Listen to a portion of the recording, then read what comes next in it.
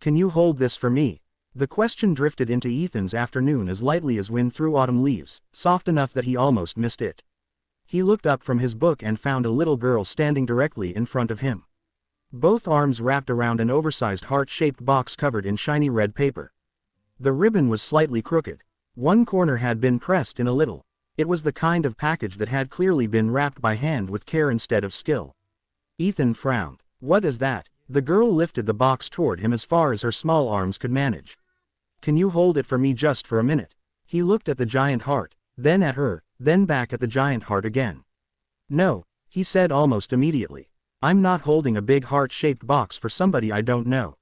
She blinked. Why not? Ethan closed his book over one finger and leaned back a little on the bench. Because I don't keep things for strangers, and because if I sit here with that in my arms, people are going to get the wrong idea, as if the city had been waiting for its cue. A couple walking past slowed just enough to notice.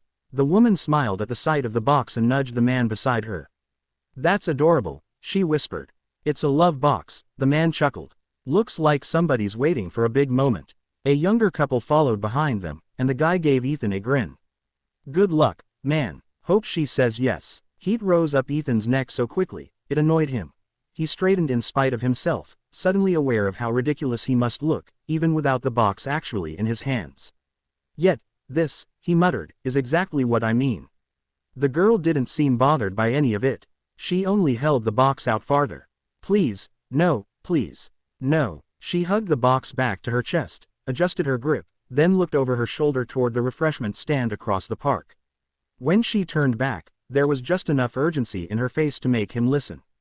My mom went to get water, she said. I need to go find her. Then go find her, Ethan replied while holding the box. I can't, he raised an eyebrow.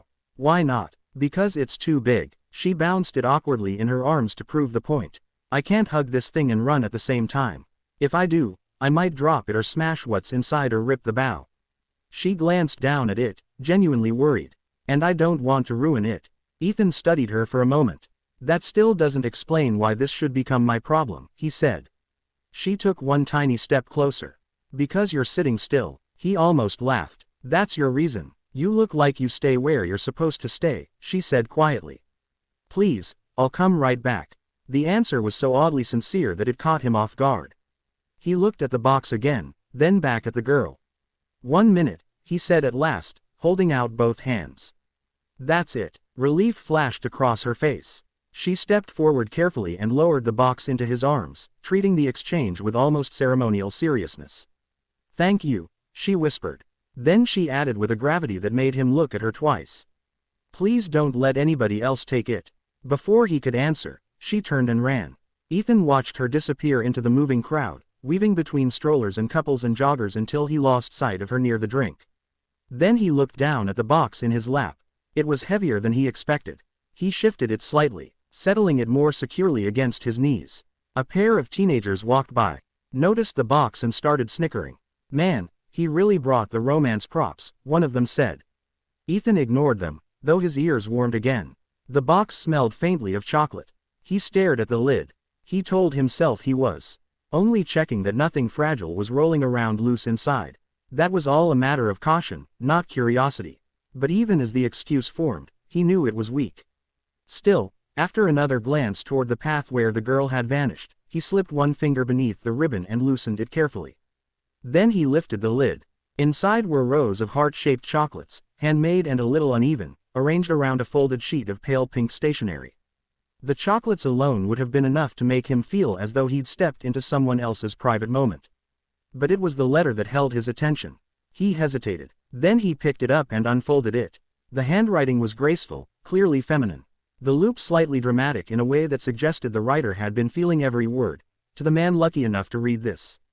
If this letter has found its way into your hands, then maybe the world still believes in timing sweeter than chocolate and softer than candlelight.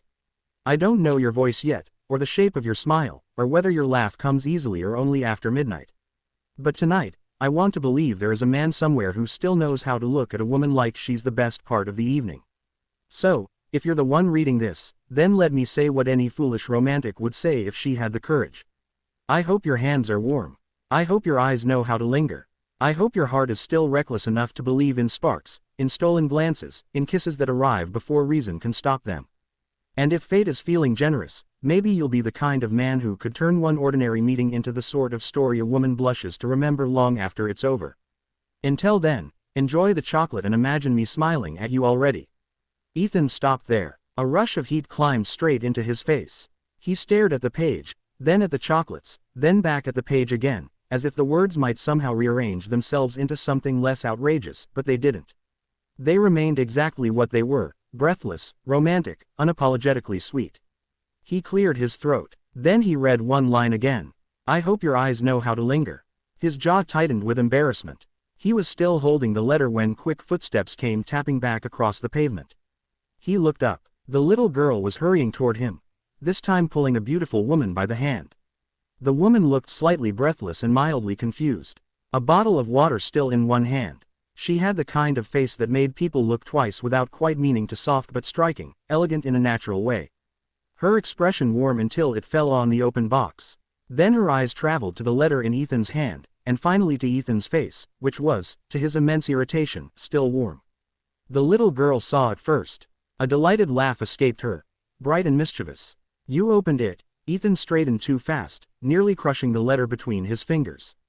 It is. The girl giggled at the color in his face, utterly charmed by it, then tugged harder on her mother's hand and pulled her right up to the bench. Mommy, look, she said, almost bouncing now. He read it. The woman froze for one suspended second. The three of them stood there with the entire absurd situation laid bare between them. The handmade chocolates, the romantic letter, the heart-shaped box, and Ethan Cole sitting in the middle of it all, looking like a man caught trespassing inside someone else's love story. The woman's lips parted in horror. Oh no, she breathed, and the little girl, completely pleased with herself, laughed again as she pulled her mother even closer. Maya's first instinct was to take the letter straight out of Ethan's hand and pretend none of this had happened. Her second was to disappear. Unfortunately, Annie was still holding on to her wrist with triumphant determination, and Ethan Cole, for all the color rising in his face, looked too composed to allow anyone an easy escape. He had already folded the letter once carefully, as if returning a dangerous object to a safer shape, but he had not yet set it back in the box. I can explain, Mia said, though the moment the words left her mouth, she knew how hopeless they sounded. Annie tipped her head back, looking from one adult to the other. It worked. Maya closed her eyes for half a beat. Baby, this was not supposed to work. Ethan's mouth twitched, and for the first time since she'd reached the bench. She realized he was trying very hard not to smile. That only made the humiliation worse. He rose to his feet, tall enough that Maya had to lift her chin to meet his eyes. Up close, he looked even more expensive than he had from across the path. And yet at that moment he was standing in a public park holding a pink love letter and a box of handmade chocolate hearts like a man who had wandered into a life much softer than his own. This belongs to you, he said, finally extending the letter toward her. Maya took it so quickly their fingers barely brushed, but even that slight contact made her more aware of him than she wanted to be. Thank you, and I am so sorry. I left for minutes and apparently my daughter decided to rearrange my future. Annie beamed. You said the right man would know what to do. I was not talking to you when I said that. Maya replied under her breath. Annie considered that seriously. But I heard it. Ethan looked down at the child, then back at Maya. In her defense, the instructions were a little open to interpretation. Mia covered her eyes briefly with one hand. Please don't defend her. She's never going to learn boundaries. She seems to have excellent instincts, he said. Annie nodded vigorously. See. Maya let out a breath that was half laughter, half surrender. She straightened and tucked the letter back into the box. Well, since my child has now traumatized a complete stranger and forced him into a romantic ambush, the least I can do is apologize properly. She shifted the water bottle to her other hand and offered him hers. He took it. Ethan Cole. The name landed a second too late. Maya blinked. It should have been familiar. It was familiar. She looked at him again. This time not as the man from the bench, but as the face attached to a name that belonged in financial headlines, charity galas, and interviews she occasionally caught in airport lounges or on morning television. Annie's eyes widened. You have a rich person name. Maya nearly dropped the box. Ethan did laugh then, quietly, the sound lower and warmer than she expected. I'm not sure that's a real category, Annie said. You sound like you own tall buildings. Ethan slipped one hand into his coat pocket, still smiling a little. Only part of one. That was such a dry, understated answer that Mia looked at him again, caught off guard. I promise, Mia said, gathering herself. I did not send my daughter out here to trap an unsuspecting billionaire with chocolate. That's disappointing, Ethan said. I was beginning to think this was a highly original strategy. Annie gasped with delight. Mom, he likes jokes. Mia shook her head. Please don't encourage her. But Ethan's attention had already shifted toward the box in her arms. You made those. The chocolates. She looked down, suddenly shy. Yes. And the letter. She gave him a look. Unfortunately, yes. It was very. He stopped, searching for the right word. Committed. Maya laughed before she could stop herself. That is the politest possible way to say. Ridiculous. It was memorable. That answer lingered between them a beat longer than it should have. Maya felt it settle somewhere warm and inconvenient. She adjusted the box against her hip and glanced toward the studio building across the street, its glass frontage reflecting the late gold of the sun. Vans were parked outside. A production assistant hurried past the entrance with a headset on the reality dating show she'd signed up for. Suddenly felt foolish in a way it hadn't an hour ago. Annie noticed the direction of her gaze. Mommy's here for the dating thing. She told Ethan helpfully. The one where they put makeup on everybody and ask weird questions. Maya shut her eyes. You are helping too much. Ethan's brows lifted slightly. A dating show only in the broadest sense of human dignity. Mia said, it's a local segment. Nothing glamorous. A producer from the community station called and asked if I wanted to be part of a feature for single parents trying to date after. I said yes during a moment of temporary insanity because Aunt Tasha said, you need to get back out there. Annie added. Maya pointed at her. This is why children should not attend adult events. Ethan's expression changed at that. Not dramatically, but enough for Maya to sense he was listening more seriously now, not out of amusement. Out of interest. You brought the letter for the show? He asked. Maya nodded, embarrassed all over again, though less sharply now. There was supposed to be a little icebreaker segment, something sincere, handwritten, old-fashioned, a note for whoever we were matched with. The producer said it would feel heartfelt and authentic. She made air quotes with one finger, which translated from television language means humiliating but good for ratings. Then why bring your daughter? She looked down at Annie, who was now peering into the box to check whether any of the chocolates had shifted. Maya's face softened because child care fell through and because she insisted that if I was going somewhere to possibly meet a man, she needed to inspect him personally. Annie looked up. That part was smart. It really was, Ethan murmured. A gust of wind passed through and Annie shivered. Ethan noticed immediately. Do you have somewhere warm to wait? Maya nodded toward the studio. In theory, if they haven't already replaced me with someone younger and less chaotic. Annie tugged her sleeve. But you didn't meet the TV man yet. Maya sighed. No, baby, apparently, I did not. Ethan glanced at the box, then at Maya. For what it's worth, I think you may have improved on the original plan. She gave him a look that landed somewhere between amusement and caution. That sounds suspiciously like flirting. It might be, he said. I'm still deciding. The honesty of it sent the slightest flush through her cheeks. Not because it was bold, but because it wasn't. It was said so evenly, so calmly that it felt more real than any practiced line. Annie grinned as if she'd just watched a move finally succeed on a chessboard only she had understood. Maya shifted the box into one arm and took a breath. Well, Mr. Cole, thank you for surviving this experience with your dignity mostly intact. Mostly. You did blush. Annie burst into giggles. Ethan inclined his head, accepting the charge with better grace than most men would have. Then perhaps I should ask for a chance to recover it. Maya. He glanced toward the small cafe tucked into the corner of the park, its windows glowing amber in the cooling evening light. If your television destiny can spare you, he said, I'd like to buy you a coffee after you're done. Or tea, if you distrust coffee, hot chocolate, if your daughter is serving as final authority, Annie answered before Mia could.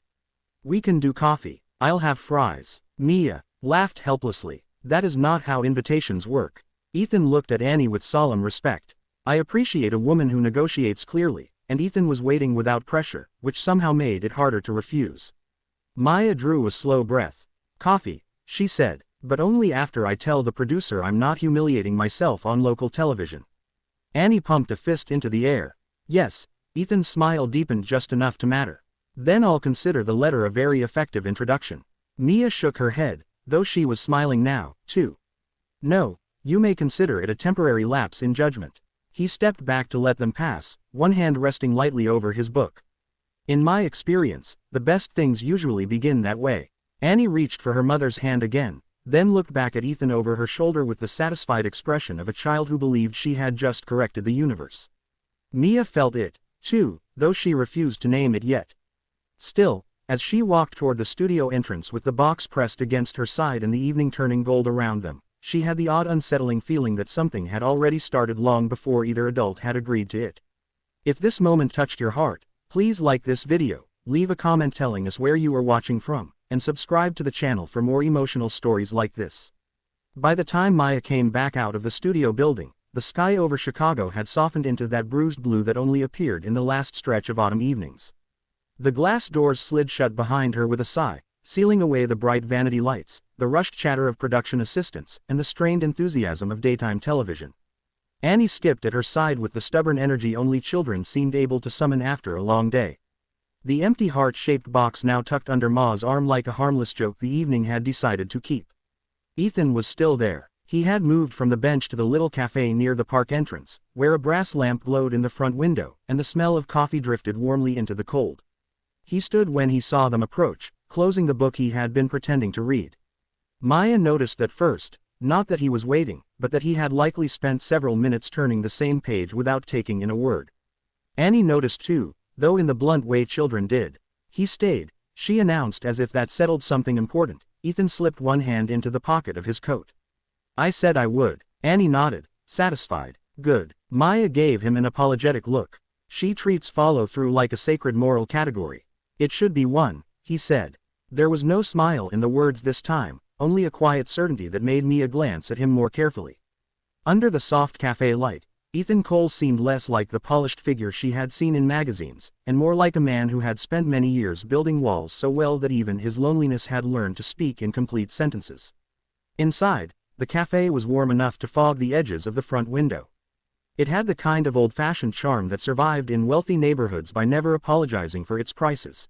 Dark wood tables, tin ceiling, shelves lined with bags of imported coffee, a glass case filled with pastries that looked too pretty to belong to ordinary hunger. Annie pressed both palms against the pastry case immediately. This place smells rich. Maya closed her eyes for 1 second. Please stop saying things like that in public. I'm not wrong, Annie said. Ethan's mouth shifted again in that almost smile Mia was beginning to recognize. She usually isn't, is she? No, Mia admitted, taking off her scarf. That's the exhausting part. They found a corner table by the window.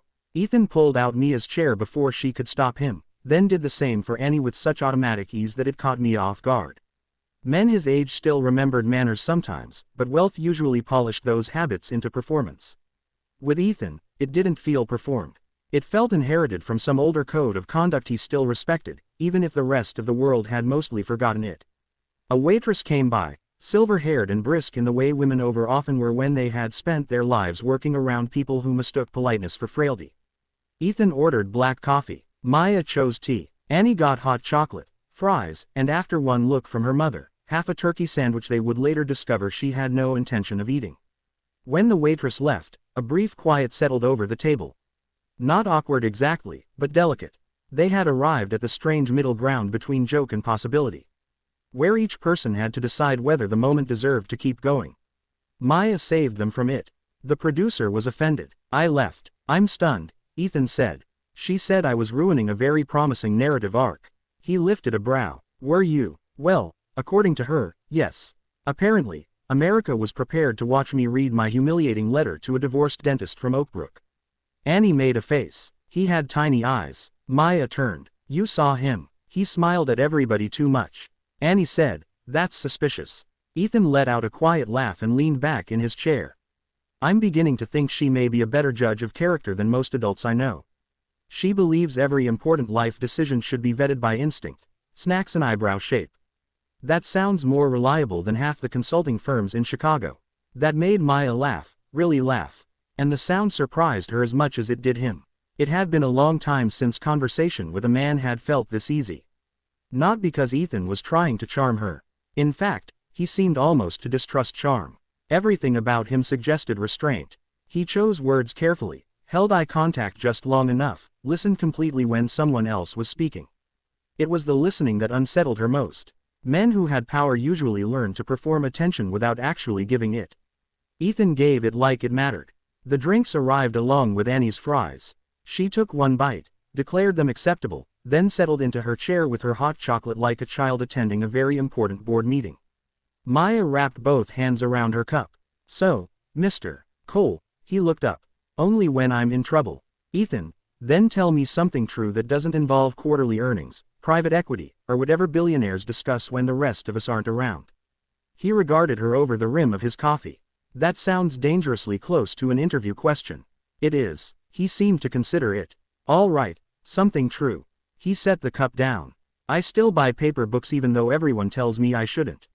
Maya smiled faintly. "That's disappointingly wholesome. I can do worse." "I'm sure you can." He glanced at Annie. "What about you?" "Something true." Annie didn't hesitate. "My mom cries at old songs when she thinks nobody sees." Mia choked on her tea. "Annie, what?" "It's true." Ethan, to his credit, did not look amused in a cruel way. He only looked interested. "What songs?" Maya sighed, defeated. "Anything from these, if I'm already tired." He nodded. "That feels honest." She narrowed her eyes. "Your turn." "Something less wholesome." He looked out the window for a moment toward the street where taxis rolled past under the first amber street lights. When he answered, his voice was quieter. "I don't like going home to empty rooms." "The truth of." It landed softly but completely. Maya studied him. There was no self-pity in the statement. No attempt to make it sound more tragic than it was. Just fact, plain and undecorated. And somehow that made it more intimate than if he had confessed something dramatic. Annie dipped a fry into ketchup. "You should get a dog." Ethan looked at her. "That's your solution." "It's a very good one." Maya smiled into her cup. "She's wanted one for years. And you keep saying no." Annie replied, "Because I already have one dependent creature with strong opinions. Two if you count Aunt Tasha." That nearly finished Maya. She laughed again, shaking her head.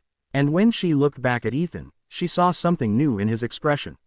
Not just amusement, but ease. The kind that arrived slowly and only when a person had forgotten to defend themselves for a few minutes.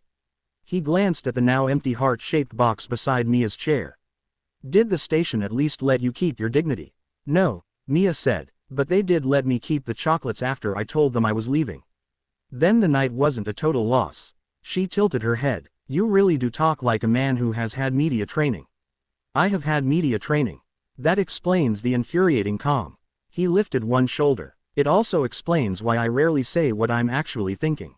Annie leaned forward. "What are you actually thinking now?" Maya started to stop her, but Ethan answered before she could. "I'm thinking," he said, "that your mother is probably smarter than she lets most people see. And that you are considerably more dangerous than your size suggests." Annie grinned. "That's true." Maya stared at him a beat too long. Something in the way he said it had reached past flirtation into observation. He wasn't flattering her. He was noticing her. The difference mattered more than she wanted it to.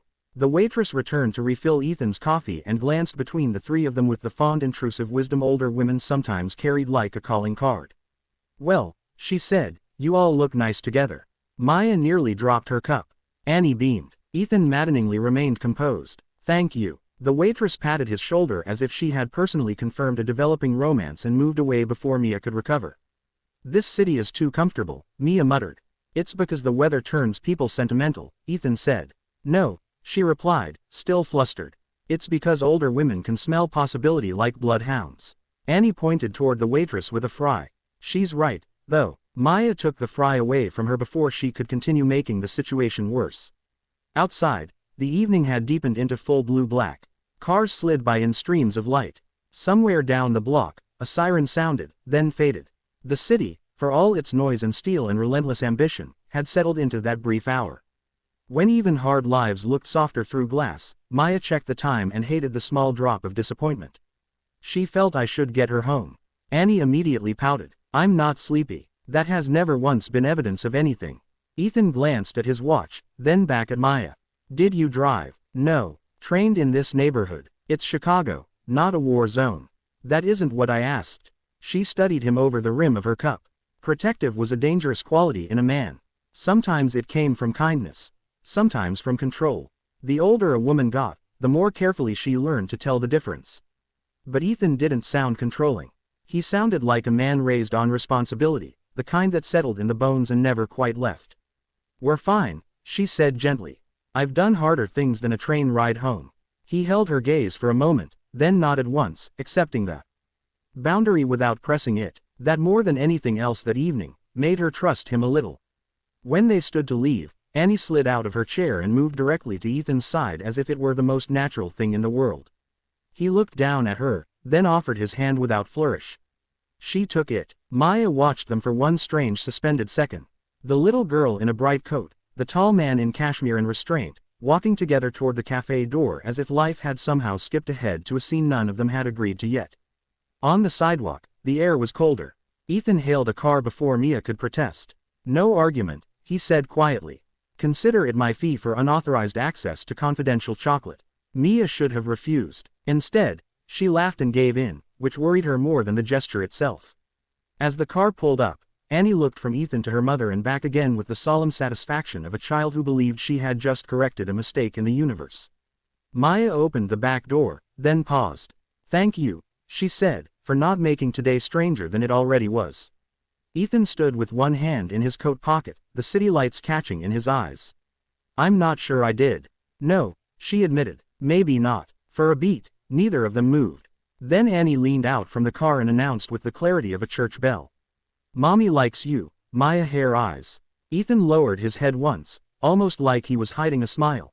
"Then I should probably call before she changes her mind." Maya looked at him, half helpless, half wary, and reached into her bag for a pen. She wrote her number on the inside cover of the book he had been carrying all evening, because somehow that felt less foolish than writing it on a napkin. When she handed it back, their fingers touched for the briefest instant. "Good night, Ethan." "Good night, Maya." She got into the car and pulled the door shut, Annie already bouncing with victory at her side as they drove away. Maya looked back once through the window. He was still standing there on the sidewalk, book in hand, coat collar turned slightly against the cold, watching until the car disappeared into traffic. Annie leaned against her shoulder with the smug exhaustion of a child whose work was apparently done. "I told you," she murmured. Mia looked out at the passing city lights, her reflection faint in the glass, and for the first time in longer than she cared to admit, she did not feel like she was heading home to the same life she had left that morning. Ethan called the next afternoon at exactly. Maya noticed the precision of it first, not, as if he had thought carefully about how long to wait before seeming too eager, and then decided that measured sincerity was better than strategy. She was standing at the stove browning onions for a pot of chicken and rice soup when her phone lit up on the counter. Annie looked up from the kitchen table where she was drawing a woman in a red dress beside an extremely tall man with an improbably square jaw. "That's him," she said. Maya gave her a look. "You can't possibly know that." Annie shrugged without looking up from the picture. "You made the same face you make when the electric bill comes, except prettier." Maya dried her hands on a dish towel and picked up the phone. "Hello. Good evening," Ethan said, his voice low and even through the line. "I'm hoping this is still a good time." There it was again, that careful politeness. It didn't feel formal so much as respectful. The sort of tone men used to use with women when both parties still believed manners mattered. "It is," Maya said, "though I should warn you, I'm in the middle of making soup." "Then I'm honored you took the call. Soup generally outranks strangers." She smiled despite herself. "After yesterday, I'm not sure you still qualify as a stranger." There was the faintest pause on the line, not awkward, but thoughtful, as if he had heard more in that sentence than she intended to give away. "I was hoping," he said, "that you and Annie might let me take you both to dinner tomorrow night." Maya leaned one hip against the counter and looked toward Annie, who was now pretending not to listen with the exaggerated innocence only children attempted. "Both of us, I assume," Ethan said dryly. "That if I ask only for you, I will be judged by a 6-year-old with serious concerns about my character." From the table, Annie whispered loudly. "That's true." Maya turned away so Ethan wouldn't hear her laugh. "Where were you thinking?" "There's a steakhouse on Rush Street. Quiet enough to talk, old enough to know how to cook properly, and unlikely to play music that makes a child feral after." "That sounds oddly specific." "I've hosted clients there for years. The food is dependable, the staff are discreet, and nobody will make your daughter perform for dessert unless she volunteers." Annie perked up. "Dessert." Mia shook her head. "You are not helping." Ethan's voice warmed. "Is that a yes?" Mia hesitated, though not for the reasons she once would have. In hers, hesitation around men had often come from hope. In hers, it came from memory. A woman who had paid rent on time, raised a daughter, buried foolishness, and survived disappointment learned to pause before stepping into anything that glittered too quickly. But Ethan did not glitter. He studied. That somehow was more unsettling. It's a school night, she said. I'm aware she has homework. I assumed so. She can be difficult in restaurants. That seems survivable. Maya smiled into the phone. You answer objections like a man who closes deals for a living. I answer objections like a man who would still like to take you to dinner. There was no pressure in it. No practiced charm, just simple intent, stated plainly. Maya looked down at the spoon still in her hand, then over at Annie, who had abandoned her drawing entirely and was now sitting up straight with open, greedy hope on her face. All right, she said at last. Dinner. The sound of Annie's muffled victory dance on the chair could probably be heard in 3 states. Good, Ethan said, and she could hear the smile now. I'll send a car at. No, Maya said at once, more sharply than she meant to. That's not necessary. A beat of silence followed, then gently. I didn't mean to offend you, she exhaled slowly. You didn't. I'm not used to men arranging my transportation like I'm an event. That's fair, he said. Then let me try again. I would like to make the evening easier for you if you'll allow it. But if you'd rather meet there on your own, I'll respect that. That settled something in her. He had offered, not assumed. More importantly, he had stepped back the moment she drew a line. She softened. You can send the car. Thank you. After they hung up, Annie slid off her chair and ran into the kitchen like a small reporter rushing a headline. We're going. We're to a real restaurant. Yes. With cloth napkins. Probably. Annie clasped both hands to her chest. This is serious. Mia laughed and tapped her lightly on the nose. It is dinner, not the coronation. But the next day, the apartment carried the charged feeling of an occasion. Maya rarely indulged in occasion anymore. Her life was practical by necessity. Laundry folded on Sundays, bills paid online, school forms signed at the kitchen counter, nice dresses belonged to old versions of herself, and the backs of closets. Still, she stood in front of her bedroom mirror wearing a deep blue dress she had bought years earlier for a church fundraiser and never worn again. It skimmed her figure without trying too hard. Soft enough to feel like herself, elegant enough to remind her she was still a woman, not only a mother moving from duty to duty.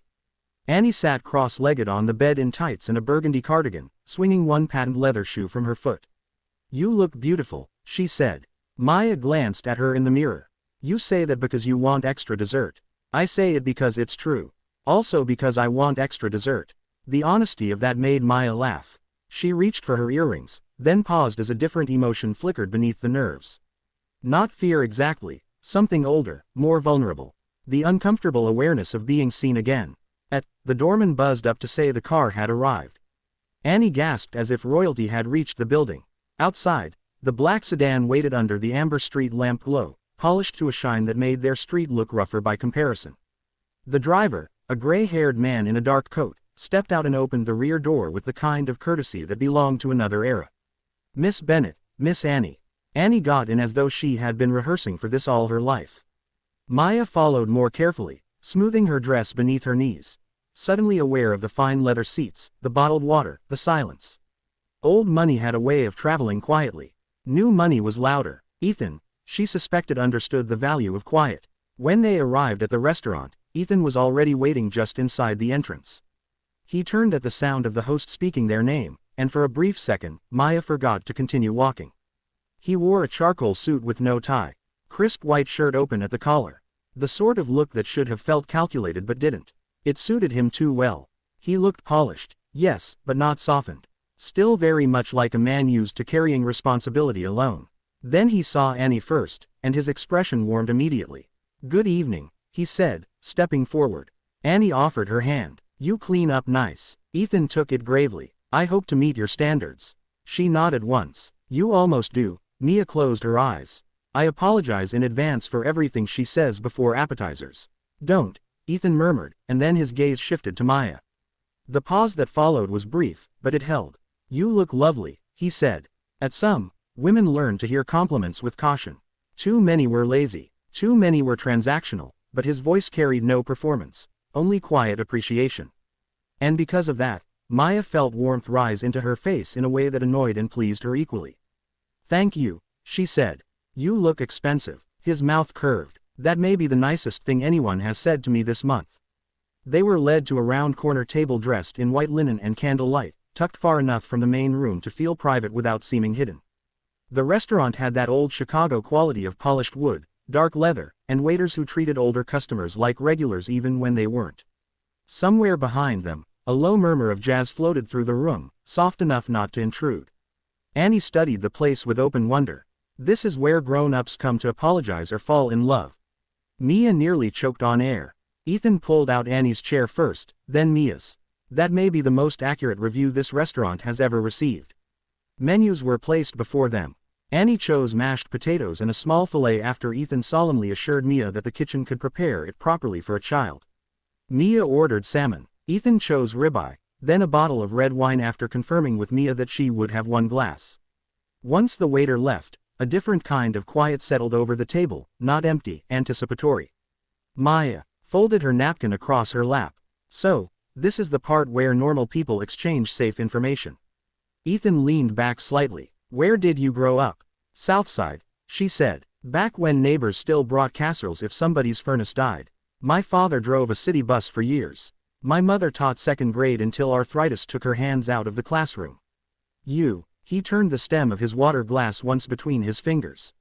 3 foster homes, 1 decent, 2 not. Then scholarships, work, and a long period of time where I mistook achievement for safety. That answer changed the air. Maya looked at him differently then, not with pity, but with recognition. She knew the sound of a person summarizing pain because they had spent years refusing to let it become an introduction. Annie, oddly quiet now, rested her elbows on the table until Maya lowered them with a glance. So, lonely, Annie said. Ethan met her eyes. Yes, she nodded as if filing that away. Their salads arrived, then warm bread. Conversation moved easier after that. Maya told stories about Annie's first-grade teacher, a woman old enough to remember when penmanship still counted as a moral virtue. Ethan spoke about the company he'd built, though only when asked, and even then, without boastfulness. Annie contributed heavily to all topics, including one passionate speech about why older ladies at church knew everything before everyone else and should probably run Congress. By the time the entree arrived, Maya realized she had relaxed enough to forget herself. That was rare, more than rare, dangerous, perhaps. Yet there she was, smiling too often, listening too closely, watching the way Ethan cut Annie's steak smaller when the child struggled. The way he asked Mia questions and then actually waited for the answers. It was Annie who broke the soft rhythm. Her fork paused halfway to her mouth. She looked over Mia's shoulder toward the front of the restaurant. The lightness drained from her face so suddenly that Mia set down her wine glass. What is it, baby? Annie did not answer right away. Her small fingers tightened around the fork. Her eyes stayed fixed on something or someone near the entrance. Ethan noticed at the same time Maya did. He turned slightly in his chair, subtle enough not to draw attention. And when he faced the room again, his expression had changed. Not alarmed, not yet, but alert in a way Maya felt before she understood. Annie leaned closer to her mother, voice dropping to a whisper. Mom. Maya placed a hand over hers. What? The child swallowed hard. That man, she said. He's been outside our building before. Maya did not turn immediately. She had learned long ago that fear often sharpened when fed too quickly. But across from her, Ethan had gone very still, and in the softened candlelight of what had until that moment been the gentlest dinner Mia had allowed herself in years. Something cold and unwelcome moved into the room.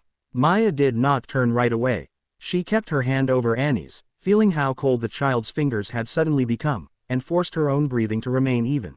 Across the white tablecloth. Ethan's posture had changed almost imperceptibly. He was still seated, still composed, still every inch the polished man the room expected him to be. But something in his face had sharpened. Maya recognized that look. It was the look of someone who had spent enough years surviving to know when a pleasant evening had shifted into something else. Don't stare, she said softly to Annie. I'm not, Annie whispered, though her voice trembled just enough to betray her. Ethan reached for his water glass and took a measured sip, using the movement to glance toward the front of the restaurant again. Middle-aged, he asked, his tone so casual it might have been a comment about the weather. Dark coat near the bar. Annie gave one tight nod. Maya turned then slowly enough to seem natural. The man stood near the entrance, speaking to the hostess with the kind of practiced ease that made him look like someone who belonged in any room he chose to enter. He was tall, broad-shouldered, neatly dressed in a dark wool coat, his hair clipped short at the temples, not handsome, not memorable in the movie star sense, the sort of face that vanished in a crowd precisely because it understood the usefulness of being overlooked. But when he smiled at the hostess, Mia felt something in her chest tighten. There was nothing openly threatening in him. And yet Annie had gone pale. Mia turned back to the table. Maybe she's mistaken. Annie shook her head at once. I'm not. The certainty in her voice silenced any easy reassurance. Ethan set his glass down. Has she ever mentioned him before? Maya hated that she had to think about it. Not him exactly. She lowered her voice. She said a few times that she saw the same car parked outside our building. Once when we came back from church, once after school. I told myself she was noticing neighbors. But you remembered it, Ethan said. That annoyed her a little because he was right. Before she could answer, the waiter arrived with their plates. All polished professionalism and timing, asking if they needed anything else. Ethan smiled faintly and thanked him. Maya managed the same. Annie said nothing at all. The normality of the interruption made the whole situation feel more unreal, not less. Steam rose from the food. Glassware gleamed somewhere behind them. Someone laughed too loudly at a joke. The room went on being elegant and ordinary while a cold little thread of alarm pulled tighter under Mia's ribs. Eat a few bites, she murmured to Annie. I'm not hungry. Yes, you are. No, I'm not. Mia looked at her daughter. Really looked and saw that this was not ordinary stubbornness. Annie's shoulders had curled inward. Her bright, mischievous energy had disappeared completely, replaced by a stillness Maya knew too well. It was the stillness that came when a child did not feel safe enough to be careless. Ethan noticed it, too. He cut a small piece of steak and placed it gently onto Annie's plate. Not as an instruction, but as an offering. Try that, he said. If it's terrible, I'll personally complain to management. Annie looked up at him, startled by the seriousness in his tone, and despite herself, took a bite. Well, he asked. She chewed, swallowed, and then gave the smallest shrug. Not terrible. That's practically a Michelin star from her, Maya said, grateful for the brief lift in tension. But when she glanced toward the front again, the man was no longer speaking to the hostess. He was looking directly at their table. Not boldly, not in a way anyone else in the room would notice, but his gaze had landed on them with the cool steadiness of recognition. And then after half a second too long, he looked away. Maya felt all the warmth drain out of her. Ethan saw that, too. Do you know him? No. The answer came too fast. She hated that Ethan noticed that as well. He leaned back slightly, his expression unreadable to anyone not sitting within arm's reach. Maya, she pressed her lips together. This was not where she wanted to have any conversation that mattered. Not in a steakhouse, not in front of Annie, not at the beginning of something she had barely let herself name. I said, no, she replied, but more softly now. I don't know him personally.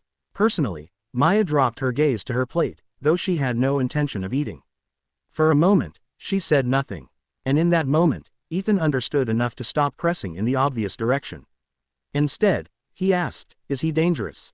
That was the question, wasn't it? Not who, not why, just whether danger had entered the room and how close it had come. I don't know, she said. Annie's hand slid under the edge of the table and found Ma's again. Mom, I'm here. He was outside when you were yelling on the phone with Mr. Drexler. Mia's head snapped toward her. Annie, you said not to lie. A dozen emotions crossed Mia's face too quickly for any one of them to settle. Irritation, fear, shame, calculation. Ethan saw all of them, and to her credit, did not react with curiosity. He reacted with focus. Who's Mr. Drexler? He asked quietly. Maya exhaled through her nose. My former supervisor. She hesitated just long enough to answer the question without really answering it. A consulting firm I left months ago. Ethan's eyes held hers. And did you leave because of him? No. Then after a beat, not only because of him, Annie poked at her potatoes. Mom cried after that call. Mia closed her eyes briefly.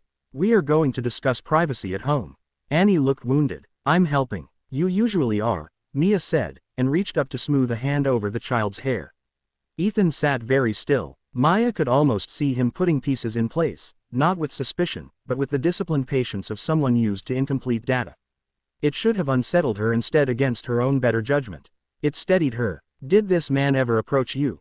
He asked. No. Speak to you? No. Follow you? Maya hesitated. That was answer enough. Ethan's voice remained level. Maya. She gave a small, humorless laugh. You say my name like a cross-examining attorney. I say it like a man trying to understand whether I should be concerned.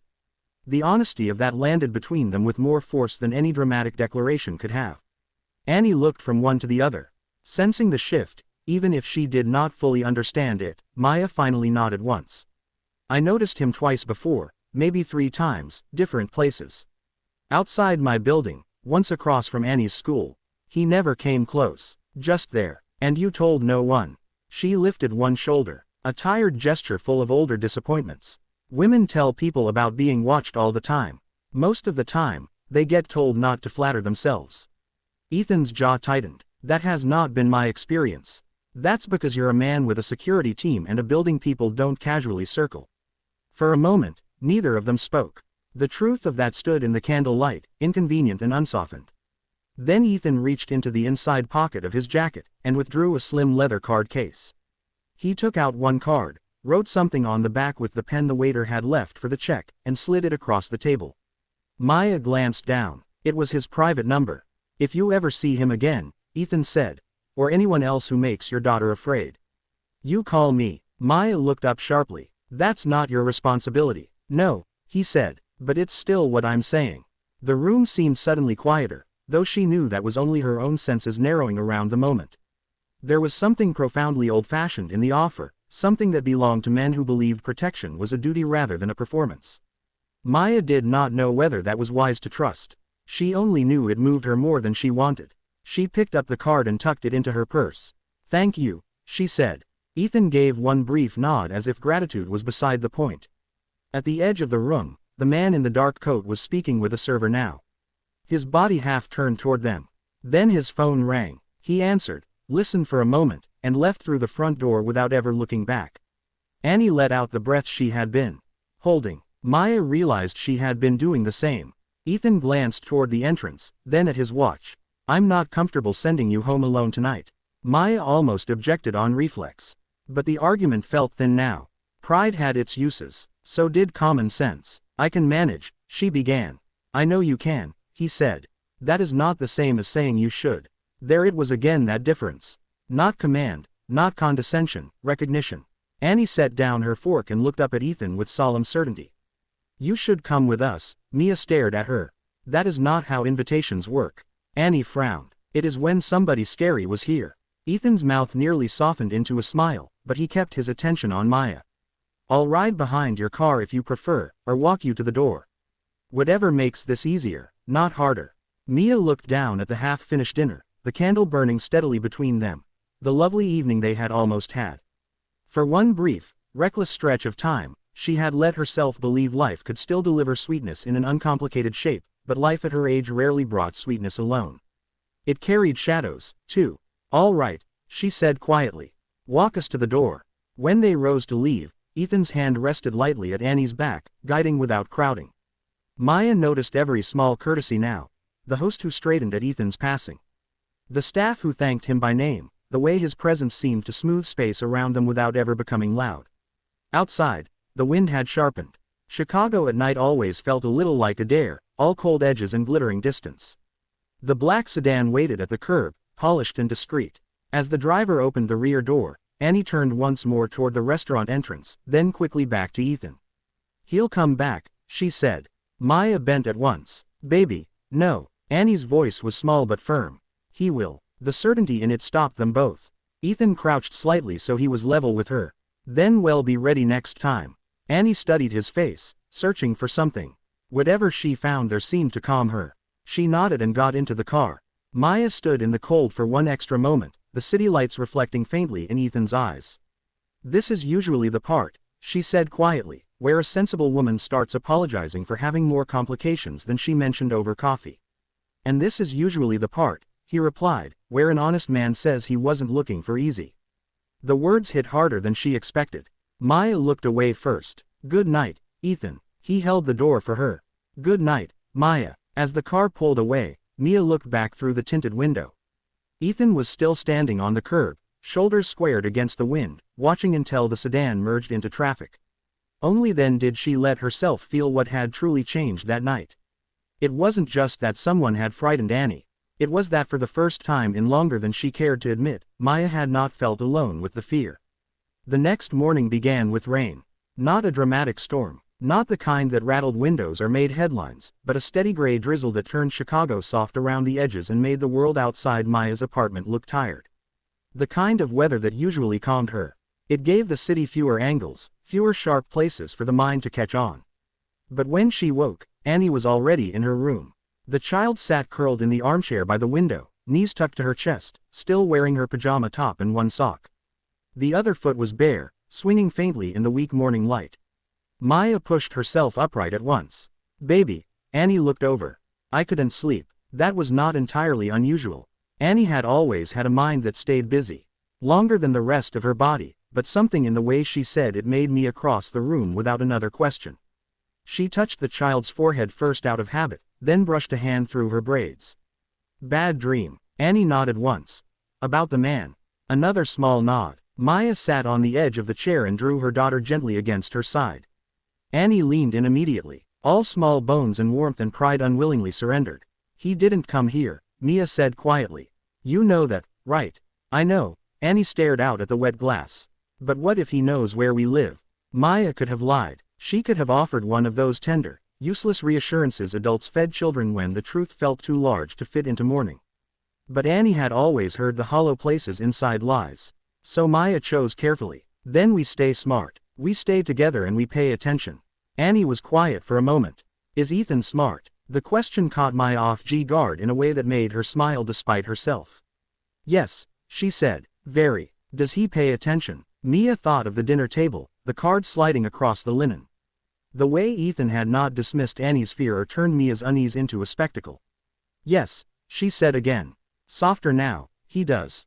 Annie considered that as if it mattered more than the first answer. The apartment had recovered some normal rhythm. School clothes, toast, a lunch packed with apple slices Annie would likely trade for crackers. Maya moved through the routine with practice efficiency, but something from the night before had stayed lodged beneath her skin. Twice she went to the window. Once she told herself it was to check the rain. The second time she stopped pretending. The street below looked ordinary enough. A delivery truck idled at the corner. A woman in a red umbrella hurried a little boy along the sidewalk. Mr. Valente from downstairs wrestled a cart of laundry toward the cleaners. No dark coat, no waiting figure, no obvious threat. That didn't relax her. At school drop-off, Annie was quieter than usual. She got out of the car, backpack on, then turned and came back before Mia could pull away. "What is it?" Annie leaned in through the open window. "If Ethan calls, tell him I said thank you for the steak." Mia blinked. "That's what you came back for? And the mashed potatoes?" "Annie." The child shrugged with a solemnity that made her look much older than 6. "He was trying to help." Mia's throat tightened unexpectedly. "I know, baby." Annie nodded, satisfied, and ran toward the school doors. Mia sat there a moment longer than necessary, watching the line of children disappear into the building. Then she drove to work with the radio off, the windshield wipers moving in a steady metronome that gave her too much room to think. She was halfway through an unpleasant meeting about vendor contracts when her phone buzzed with a message. How is she today? No greeting, no pretense, just that. Maya stared at the screen a second before replying. Tired, pretending otherwise, which means she's mostly herself. The answer came back less than a minute later.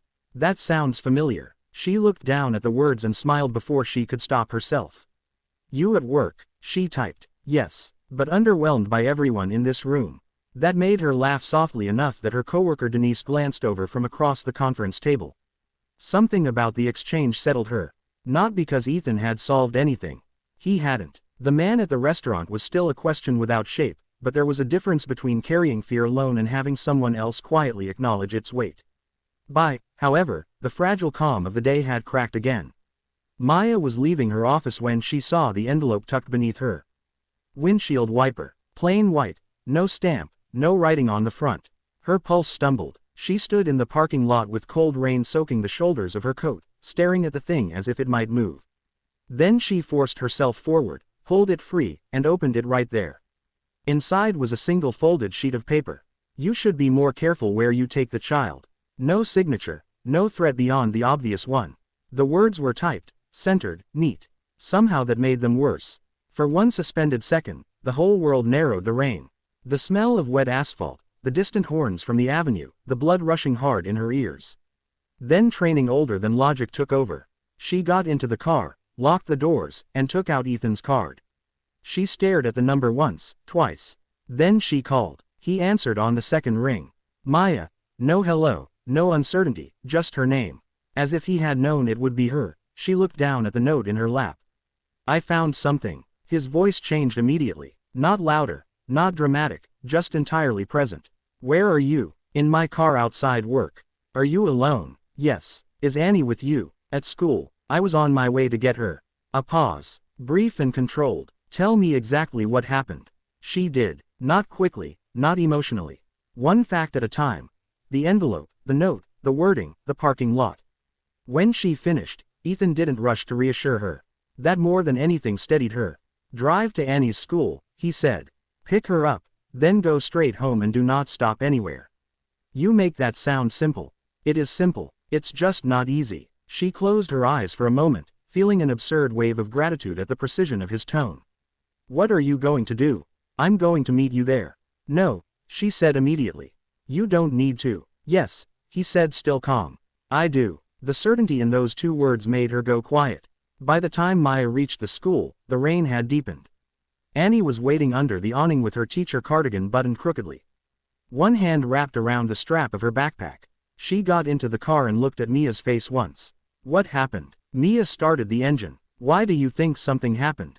Because you're holding the steering wheel too hard. Children noticed everything. She exhaled slowly. We're going home. Annie settled back in her seat without arguing. Is Ethan coming? Yes. The answer landed in the car with a strange kind of peace. When Ethan arrived minutes later, he did not come alone. A dark SUV pulled up behind his sedan, and a broad-shouldered man in his stepped out first, umbrella in hand, scanning the street with professional boredom. Not bodyguard obvious, worse than that competent.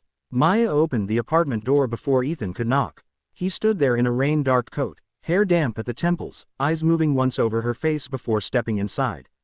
Behind him, the older man stayed in the hall. This is Jack Reeves, Ethan said. He handles security for my company. Maya looked from one man to the other. You brought security. I brought help. That answer was too exact to argue with. Annie appeared in the hallway and brightened at once. You came. Ethan's expression softened immediately. I said I would. Jack Reeves remained at the door while Ethan followed Maya into the kitchen. She handed him the note without a word. He read it once, jaw tightening just slightly, then passed it back. This wasn't random, he said. No. Has anyone at your office upset you recently? Anyone from the show yesterday? Anyone who knows your routine? Maya folded her arms. You asked questions like a detective. No, he said, like a man trying to narrow down how angry I should be. That pulled a startled laugh out of her in spite of everything. From the table, Annie watched them both, a grilled cheese untouched on her plate. Then, without warning, she slid from her chair, walked over to the counter, and tucked something into Ethan's coat pocket. He looked down. What was that? She lifted one shoulder. A peppermint. He drew it out and looked at the little red and white candy in his palm. Why? Annie's face went solemn. In case you stay. For a moment, no one spoke. Then Mia looked away first because something in that small offering, so innocent, so trusting, had gone straight through her. Ethan closed his fingers gently around the candy. I think, he said quietly, I can do that. Ethan did stay. Not all night at first, not in any dramatic, reckless sense that would have made Ma feel cornered or beholden. He stayed the way competent men stayed when they understood that fear had entered a room and ordinary courtesy was no longer enough. Jack Reeves remained in the hallway for another minute, speaking quietly into his phone, then went downstairs to check the building entrance, the alley, the parking area across the street, and the side door the superintendent sometimes forgot to lock properly in damp weather. Ethan stayed in the kitchen with Maya and Annie, his suit jacket folded over the back of a chair, the peppermint Annie had given him resting beside his watch like a tiny token from a world softer than his own. Annie finished half her sandwich only because Ethan sat across from her and made a point of finishing his coffee, as if everyone at the table had important work to do. Children, Mia had learned, often borrowed calm from adults before they could make any of their own. Tonight, Annie was borrowing his. When the plate was finally empty enough to pass inspection, Mia sent Annie to brush her teeth and put on pajamas. The child obeyed with unusual ease, though not before turning in the doorway. You're not leaving yet, right? Ethan glanced toward Mia first, then back at Annie. Not yet. That seemed to satisfy her. She disappeared down the hall, and a fragile quiet settled over the apartment. Mia leaned against the counter, arms folded tightly enough to feel like armor. You didn't have to bring your security chief. I know. You didn't have to come yourself either. No, Ethan said, but that wasn't really the question. She looked at him, then properly looked, and saw that his calm was not the absence of feeling. It was discipline layered over it. There was anger in him tonight. Not loud anger, not the useless, impulsive kind. This was sharper, older, the kind that had learned patience because patience hit harder. What did Jack find? She asked. Ethan rested one hand lightly on the table. Nothing obvious, which bothers me more than something obvious would. Mia gave a dry, humorless laugh. That's comforting. I'm not trying to comfort you yet. I'm trying to be accurate. Strangely, that did comfort her. She picked up the note again and looked at the typed words, already familiar and still unreal. This is my fault. Ethan's eyes lifted at once. No, it is. I should have paid attention sooner. Annie noticed things before I did. The car, the man outside. I kept telling myself I was being dramatic. You were being practical, he said. Single mothers don't have the luxury of treating every unease like a 5-alarm fire. If you did, you'd never sleep. The plainness of that made her throat tighten. Men so often mistook women's caution for weakness and women's endurance for exaggeration. Ethan did neither. Still, she shook her head. I should have told someone. You're telling someone now. The words sat between them for a moment, quiet and solid. It had been a long time since Maya had heard help offered in a sentence that did not also sound like pity. From the hallway came the soft thud of Annie's bedroom drawer closing, then reopening, then closing again. Mia smiled faintly despite herself. She only does that when she's stalling. She gets that from you. Mia gave him a look. You're getting bolder. I'm getting more familiar with the terrain. The answer would have irritated her if it had come from almost anyone else. With Ethan. It only made something low and inconveniently warm move through her chest. Jack tapped once on the apartment door and stepped back inside. His raincoat was gone now, revealing a clean blue shirt and a shoulder line that made it easy to imagine he had once spent a great deal of his life telling younger men where to stand and how not to die. I'd like a word, he said to Ethan. Maya straightened, but Ethan shook his head slightly. You can say it here. Jack's glance flicked to her, measuring, then accepting. There's a dark sedan parked half a block down. No plates on the front. Driver never got out. Left. When I crossed the street, Mia's mouth went dry. Could it be a neighbor? Jack's expression said he did not believe in optimism as a working method. Could be, but I don't like the timing. Ethan's jaw hardened. Have someone sit on the building tonight. I already called it in. Maya blinked. You can just do that. Jack looked almost puzzled by the question. Yes, ma'am. She laughed once under her breath. Not because anything was funny, but because the world was apparently full of doors wealth opened without knocking. She had spent so many years bracing for the next thing alone that watching competent protection arrive on command felt almost indecent. Jack left again after another brief exchange with Ethan about cameras, building access, and a morning sweep of the school route. Maya followed Ethan to the living room window and peered through the edge of the curtain. The street looked as it always did after rain. Slick, reflective, indifferent. One porch light out, a bicycle chained crookedly to the signpost. The usual life of ordinary people who had no idea that in apartment, fear had just been formally acknowledged. Tell me about Drexler, Ethan said behind her. She didn't turn around immediately. You don't let things go. Only if they stop mattering. She kept her gaze on the street. He was my supervisor at Halpern Strategic. I handled client portfolios, compliance summaries, internal reviews, nothing glamorous, mostly long hours, and men with expensive watches explaining why their mistakes were urgent and ours were unacceptable. Ethan was silent. She went on because the silence invited truth instead of demanding it. At first, I thought Drexler was just one of those men who mistook being dismissive for being powerful. Then I started noticing certain accounts being reassigned quietly. Reports altered after sign-off, vendor payments routed through shell contractors that didn't make sense. She folded her arms tighter. When I asked questions, he told me I was there to process paper, not develop opinions. And did you stop asking? She turned then, one brow raised. Have we met? His expression shifted almost into a smile. Fair point. I pushed. He got colder. Then charming. Then insulting. Then charming again. She looked down at the note in her hand. Classic pattern. Ethan took that in without interruption. Did you report him? I documented everything I could. Went to internal ethics first. She let out a slow breath. 2 weeks later, I was told my position was being restructured.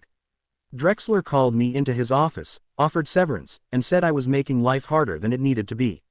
What exactly were you seeing? Enough to know money was moving where it shouldn't. Enough to know people above my pay grade were invested in me, not understanding the full picture. She met his eyes, but not enough to prove what it was. Ethan's face grew still in that particular way. Successful men sometimes had when their minds began arranging possibilities at speed. Did you keep copies? Maya hesitated. That was answer enough. Where? In a safe place. His gaze stayed on hers. Maya, no. She shook her head. Not because I don't trust you. Because if this is connected, then the less anybody can be forced to say, the better. Something moved through his expression then. Not frustration. Exactly. But respect, meeting concern head on. You've been carrying this alone a long time. That isn't unusual. It should be. The apartment fell quiet around them.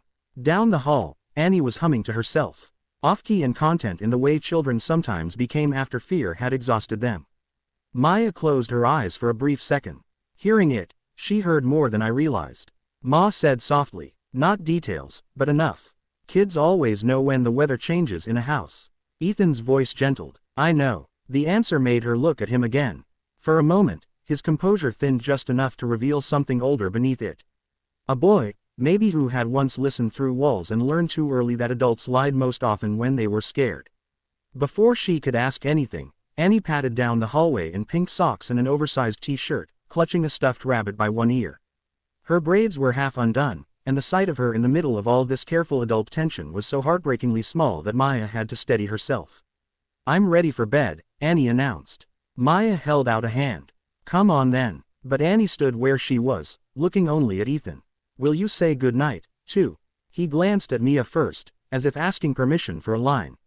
He had no wish to cross carelessly. Mia nodded. He crouched slightly as Annie came closer. She held out the rabbit for inspection. Her name is June. Ethan accepted the introduction with solemnity. Pleasure to meet her. Annie pressed the toy against her chest again. Mom says when grown-ups are worried, they should still do bedtime normal so kids remember the world didn't end. Maya stared at her. I do not remember saying that. You did last winter. When the pipes broke, Ethan's eyes warmed. That sounds wise. Annie looked pleased by the agreement. Then, in the matter-of-fact tone children used when saying the most disarming things in the world, she asked, were you lonely when you were little? The question landed hard. Maya opened her mouth at once. Annie, it's all right, Ethan said, though his eyes had not left the child's face. For one long second, Maya thought he might deflect, offer a polished answer, give the kind of gentle half-truth adults often used when children got too close to the center of things. Instead, he said, yes. Annie nodded as if she had expected no other answer. Me, too, sometimes. Ethan looked at her very carefully. I'm sorry. She gave a tiny shrug, then stepped closer and leaned just enough that he could, if he wanted, rest a hand briefly on her shoulder. He did lightly, respectfully, like someone who understood that trust was not held but borrowed. I think, he said, you and I may need to work on that. Annie seemed to consider the proposal. Okay. Maya swallowed hard and turned away under the excuse of fixing the throw blanket on the couch. After bedtime prayers and 1 story and 2 glasses of water and Annie's final request that June the rabbit be tucked in, where she can see the door, Maya came back into the living room to find Ethan standing by the bookshelf, reading the titles as if he genuinely wanted to know what kind of life lived there.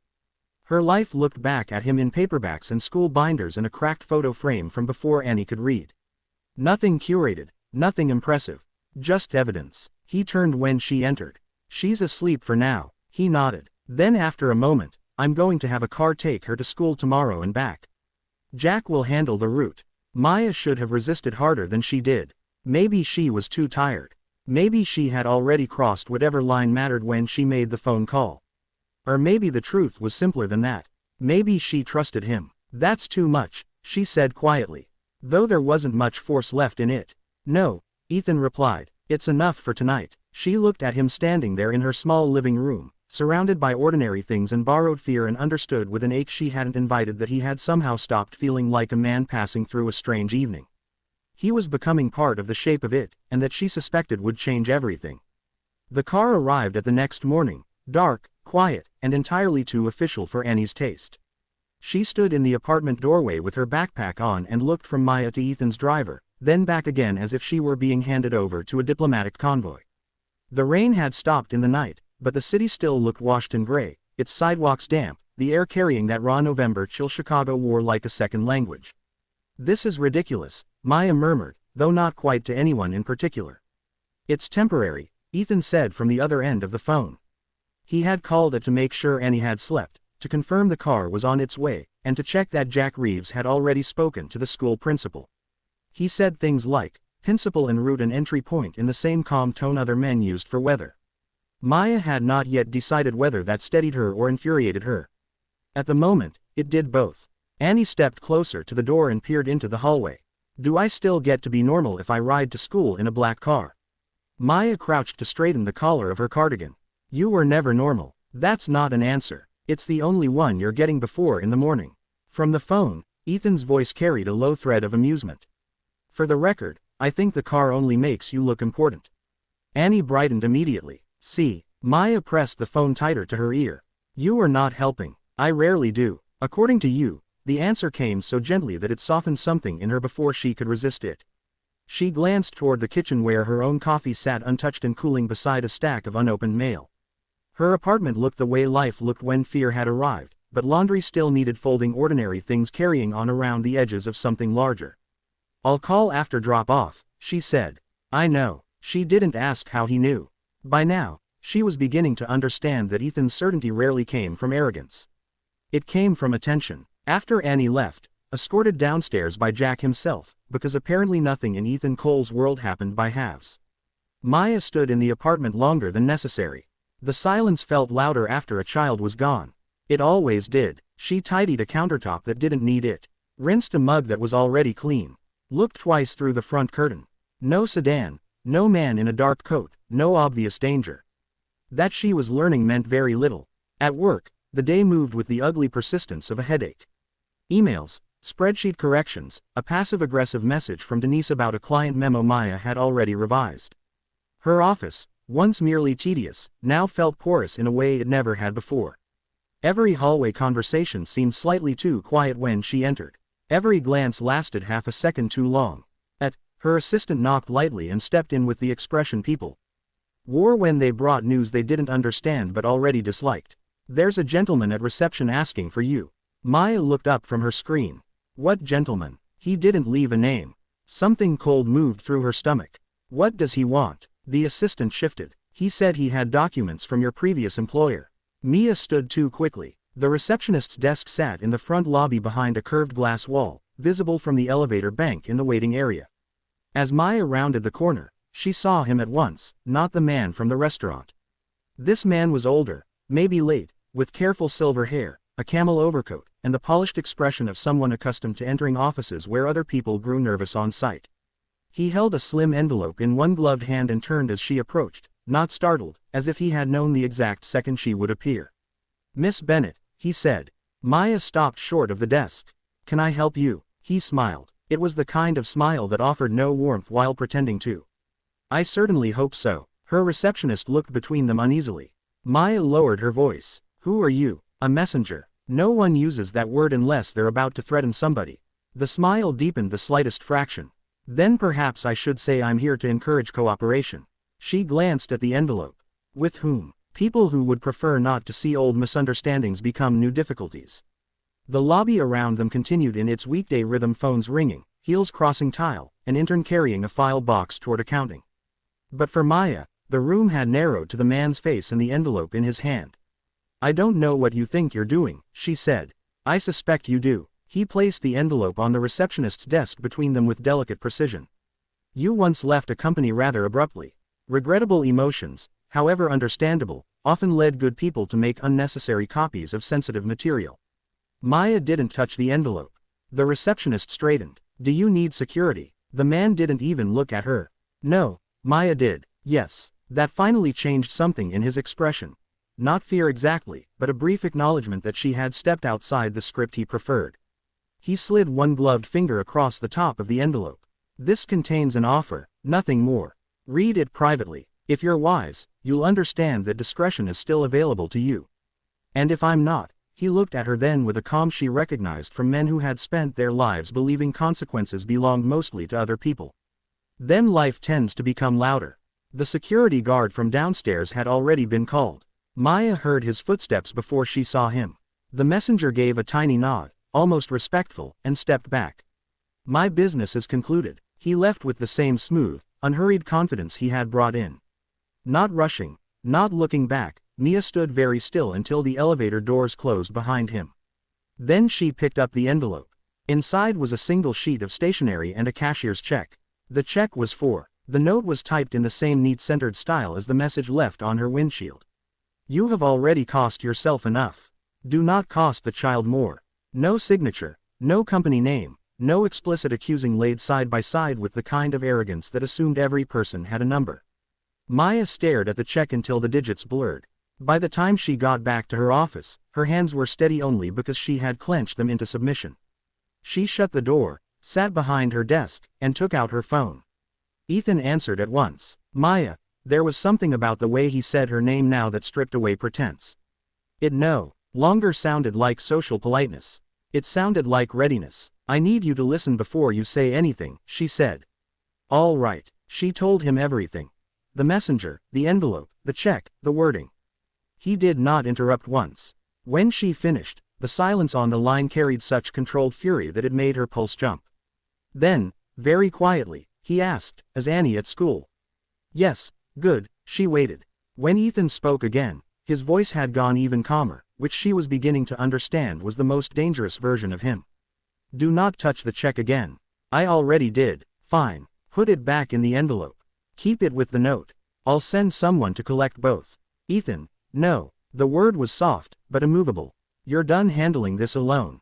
The force of that almost made her close her eyes. I wasn't trying to, she said, though even to her own ears, it sounded less certain than it should have.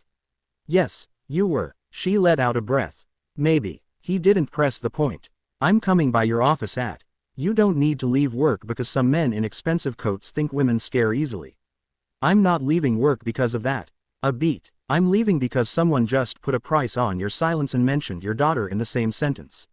The truth of it hit her so hard she had to lean back in the chair. Ethan arrived, not with spectacle, not with a swarm of assistants or a parade of power, just him in a dark overcoat. Jack Reeves a step behind and a kind of contained force that changed the temperature of the room before either man spoke. Mia's co-workers noticed. Of course, people always noticed Ethan Cole. But what they noticed this time Maya suspected was not his wealth. It was his focus. He stepped into her office, shut the door, and held out a hand. Let me see it. She gave him the envelope. He read the note once, looked at the check, then handed both to Jack, whose jaw shifted in a way that suggested an internal promise of unpleasantness. Chain of custody, Ethan said. Jack nodded, already on it. When the door closed behind him, Ethan turned back to Maya. For one moment, neither of them spoke. Then he asked, "Do you have copies?" She knew instantly what he meant. Not the note, not the check, the documents, the records from Helper and Strategic, the thing everyone was circling without naming directly. Maya looked at him for a long second. Yes, we're safe. He rubbed one thumb once over the edge of his watch, thinking, good. She stared at him. That's all you're going to say? For the moment, I expected at least one lecture. You're getting one later. Against all reason, she nearly smiled. His gaze moved over her face with that quiet, relentless attentiveness of his.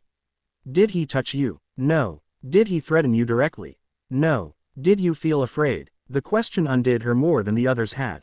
Not because she lacked the answer, but because he asked it like it mattered just as much as the facts. Yes, she said. He nodded once, as if acknowledging a sworn statement. All right, she echoed. That's not exactly a strategy. No, Ethan said. This is. He stepped closer. Not enough to crowd her, just enough to lower his voice. Annie does not go home to that apartment tonight.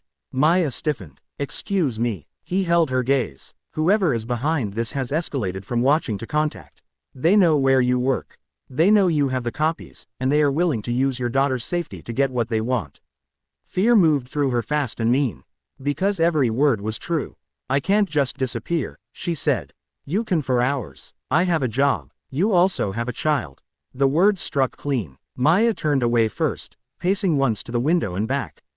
Downtown spread beyond the glass in steel and cold sunlight. All those offices full of people pretending the world was arranged by rules. She knew better. She had known better for months, maybe years. When she faced him again, her voice was quieter. "Where would we go?" "My lake house in Wisconsin for tonight," he said. "Private road, security staff, I trust, then we reassess."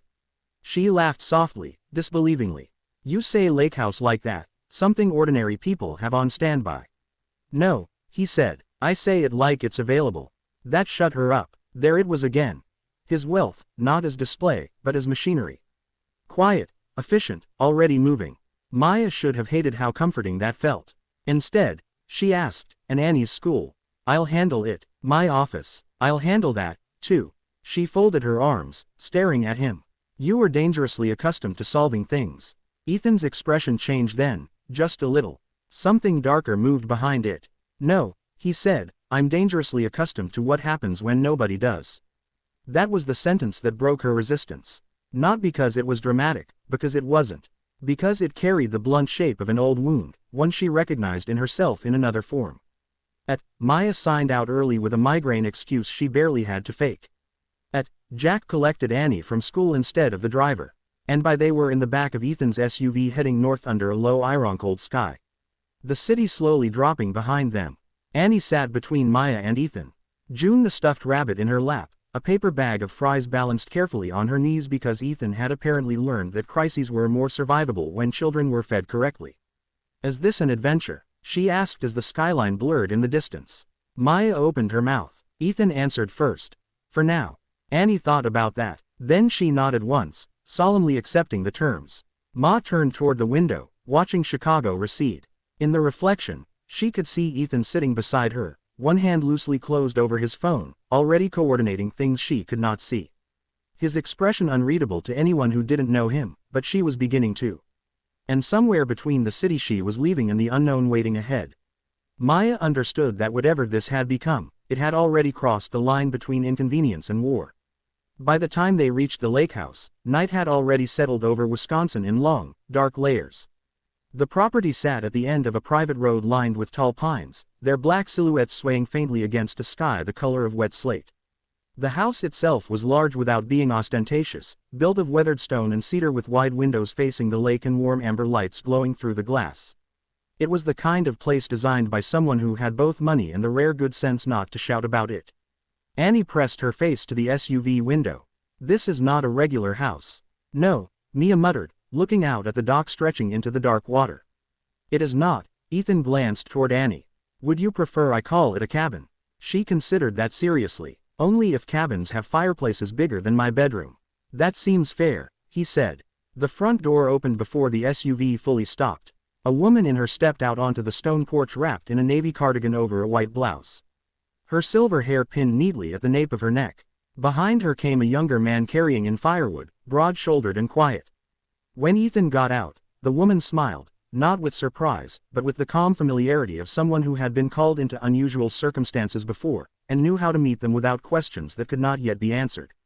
"Good evening, Mr. Cole," she said, then her eyes softened as they moved to Maya and Annie. "And these must be your guests." Ethan rounded the car and opened Mia's door himself. "Helen, this is Maya Bennett and her daughter, Annie. They'll be staying for a few days." "Of course," Helen said, "we've prepared the east rooms. Supper's warm if anyone's hungry, and I've put fresh towels in both baths." That alone told Ma more than she expected. Not, "Are you staying?" Not for how long? Not, "Why are you here in the dark with a child and a face full of things you won't yet say aloud?" Just towels and supper and a place made ready. Older women, Mia thought, often knew that hospitality was its own form of mercy. Annie slid out of the SUV holding June the rabbit and looked at Helen with solemn approval.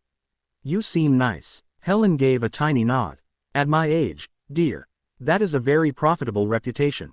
Annie grinned instantly. Inside, the house smelled of cedar, lemon oil, and something roasting with rosemary. A fire burned low in the great room, throwing soft light across wide plank floors and shelves lined with books. The furniture was heavy and well made, the kind meant to last longer than trends. No gleaming museum surfaces, no decorator's cold perfection. The place felt lived in. Even in its order, it startled Maya more than the size of it did. Annie turned slowly in a circle under the vaulted ceiling. Do rich people always have houses that smell like Christmas? Maya closed her eyes. Please stop talking. Ethan took Annie's coat with a gravity that somehow made the exchange feel formal rather than indulgent. Only the sensible ones. Helen led them down a hallway paneled in warm wood. Mia's room overlooked the lake. Annie's was across from it, smaller, but still twice the size of her bedroom in Chicago, with a quilt folded at the foot of the bed and a rocking chair by the window. June the rabbit was placed immediately in the center of the pillows to establish territorial rights. This is really temporary, right? Maya asked quietly once Helen and Annie had stepped out toward the bathroom. Ethan stood in the doorway of the room opposite hers. Jacket off now, tie absent, the day finally beginning to show at the edges of him. That depends on what tomorrow tells us. I was hoping for a more comforting answer. I know that was not comfort. It was better than comfort. It was honest. They went back to the great room for dinner. Helen served roast chicken, green beans, mashed potatoes, and warm cornbread in the Southern style, which immediately won Annie's permanent loyalty. Maya ate because the body demanded ordinary things, even when the mind had moved somewhere more dangerous. Ethan ate little, though he sat at the head of the long oak table with apparent ease, asking Annie whether June the rabbit had ever traveled north before and listening as if the answer had national significance. Afterward, Helen took Annie upstairs to show her where the extra blankets were and where the bathroom nightlight switch could be found. The moment the two of them disappeared, the air in the great room changed. Ethan sat down his glass. Tell me where the copies are. Maya stood by the fire, warming her hands though she was not cold. You're going to keep asking that? Yes. She watched the flames for a moment. There's a storage unit in my mother's name on the south side, not one of those giant chain places with cameras and codes. A smaller family-owned place near. I put everything in a sealed file box months ago. What exactly is everything? Printouts, internal review notes, payment summaries, vendor transfers, a partial list of shell entities that didn't match declared services. She turned toward him at last. And one flash drive. Ethan's expression didn't change, but something in his stillness sharpened. What's on the drive? Emails, Maya said. At least enough of them to suggest Drexler wasn't freelancing. And you never gave this to the police. She gave a dry laugh. With what? A story about suspicious invoices and a supervisor who liked using private elevators. You know how that goes. By the time anyone takes you seriously, the men who matter have already shredded 3 versions of the truth. He did know. She could see it in his face. You were waiting, he said. For what? For leverage or proof or the right person? Maya folded her arms more tightly now. I was waiting for Annie to get a little older. For rent to stop feeling like a monthly hostage negotiation, for my life not to collapse if the wrong man decided I was inconvenient. Ethan came a step closer. Not enough to crowd her, just enough to lower his voice. And now she looked toward the staircase where the faint creak of old wood told her Annie was still awake and wandering where she shouldn't. Now they already know I didn't throw it away. He absorbed that in silence. I need to see it, he said. I know. And I don't know if showing it to you makes you safer or only more involved. His gaze held hers. Maya, that train has left the station. The line would have sounded glib from anyone else. From him, it sounded like fact. Before she could answer, Annie's footsteps pattered across the upstairs hallway. Then, because fate had apparently decided privacy was for other people, the child appeared at the top of the stairs in mismatched socks and announced, I can hear secrets from up here. Maya tipped her head back. That is not the lesson. Annie descended 3 steps and sat there like a tiny judge in a cardigan. Are we in hiding? Ethan looked at Mia first. That small gesture did more than any reassurance could have. He was giving her the choice. Not deciding for her, not taking the story from her hands. Maya walked to the foot of the stairs and rested one hand on the banister. We are being careful because of the men from your old job. The precision of it made her heart stutter. How much have you heard? Enough. Annie hugged the railing. And because when adults whisper, they always repeat the important part too loud. Ethan's mouth nearly moved. Maya sighed. Yes. Because of that, Annie took this in with eerie seriousness for a 6-year-old. Did you do something bad? No. The answer came from both adults at once. Annie looked from one to the other, then nodded, accepting the harmony of that. Then they did. There it was again, that ruthless child-sized clarity that cut through adult complication like a bell in fog. Ethan stepped nearer to the stairs. Sometimes, he said, grown men do bad things and count on decent people being too tired or too scared to stop them. Annie considered him. Are you scared? The question hung in the room. Ethan answered the way he answered her best questions, with the truth shaped only enough to fit her hands. Yes, he said, but I'm not helpless. Something about that made Annie relax. She slid down 2 more stairs and sat with June tucked under one arm. Mom says scared and helpless are not the same. Maya blinked. Do I say anything in this house that stays private? No, Annie said cheerfully. Helen appeared in the hall carrying a folded blanket, took in the scene with one glance, and did not ask what sort of conversation had made a child hold court on the staircase on a Tuesday. Annie, dear, I found the good cocoa mix. I thought perhaps Miss June might want to inspect the mugs. Annie brightened at once. She would. As Helen led her back toward the kitchen, Mia let out a breath she had been holding. I like her, Ethan said. So does Annie, which means Helen has passed a more demanding test than most elected officials. He looked toward the kitchen archway, where Annie's voice was already rising in excited questions. About marshmallows. She's trying very hard to be brave. That's because she can feel when I'm not. The admission came out more quietly than Maya intended. She sank onto the edge of the leather sofa, suddenly tired all the way through her bones. The fire snapped softly in the hearth. Ethan remained standing a moment longer before sitting opposite her. You don't have to be unafraid for her. No, Maya said, but I do have to stay upright. He studied her in the firelight. Whatever wealth had given him, it had not erased the look of a man who knew what it was to grow up without enough softness in the room. She felt that in him more strongly here than anywhere else. Maybe because this house, for all its size, carried traces of what he had chosen, not merely purchased. Quiet, order, refuge. You're not alone in this now, he said. The words should have sounded romantic. Instead, they sounded practical, almost stern, which was why they went straight through her. She looked down at her hands. I don't actually know what to do with that. You don't have to tonight. For a little while, they sat in the kind of silence that was not empty. Just shared. In the kitchen, Annie laughed at something Helen said. A spoon tapped a mug. Wind moved faintly through the trees outside the broad black windows. Finally, Mia lifted her head. If I show you the drive tomorrow, and what's on it is as bad as I think, what happens next? Ethan leaned back slightly, one hand resting against the arm of the chair. His voice when it came was low and steady. Then we stopped reacting, he said, and we start building a case. The words settled between them like the first clear line drawn on a battlefield. And for the first time since this had begun, Maya felt something shift beneath the fear. Not safety, not yet, but direction. Morning arrived at the lake house with a kind of quiet that felt almost ceremonial. The lake lay still beneath a pale November sky, the water silvered by thin light, the pines dark and watchful along the shore.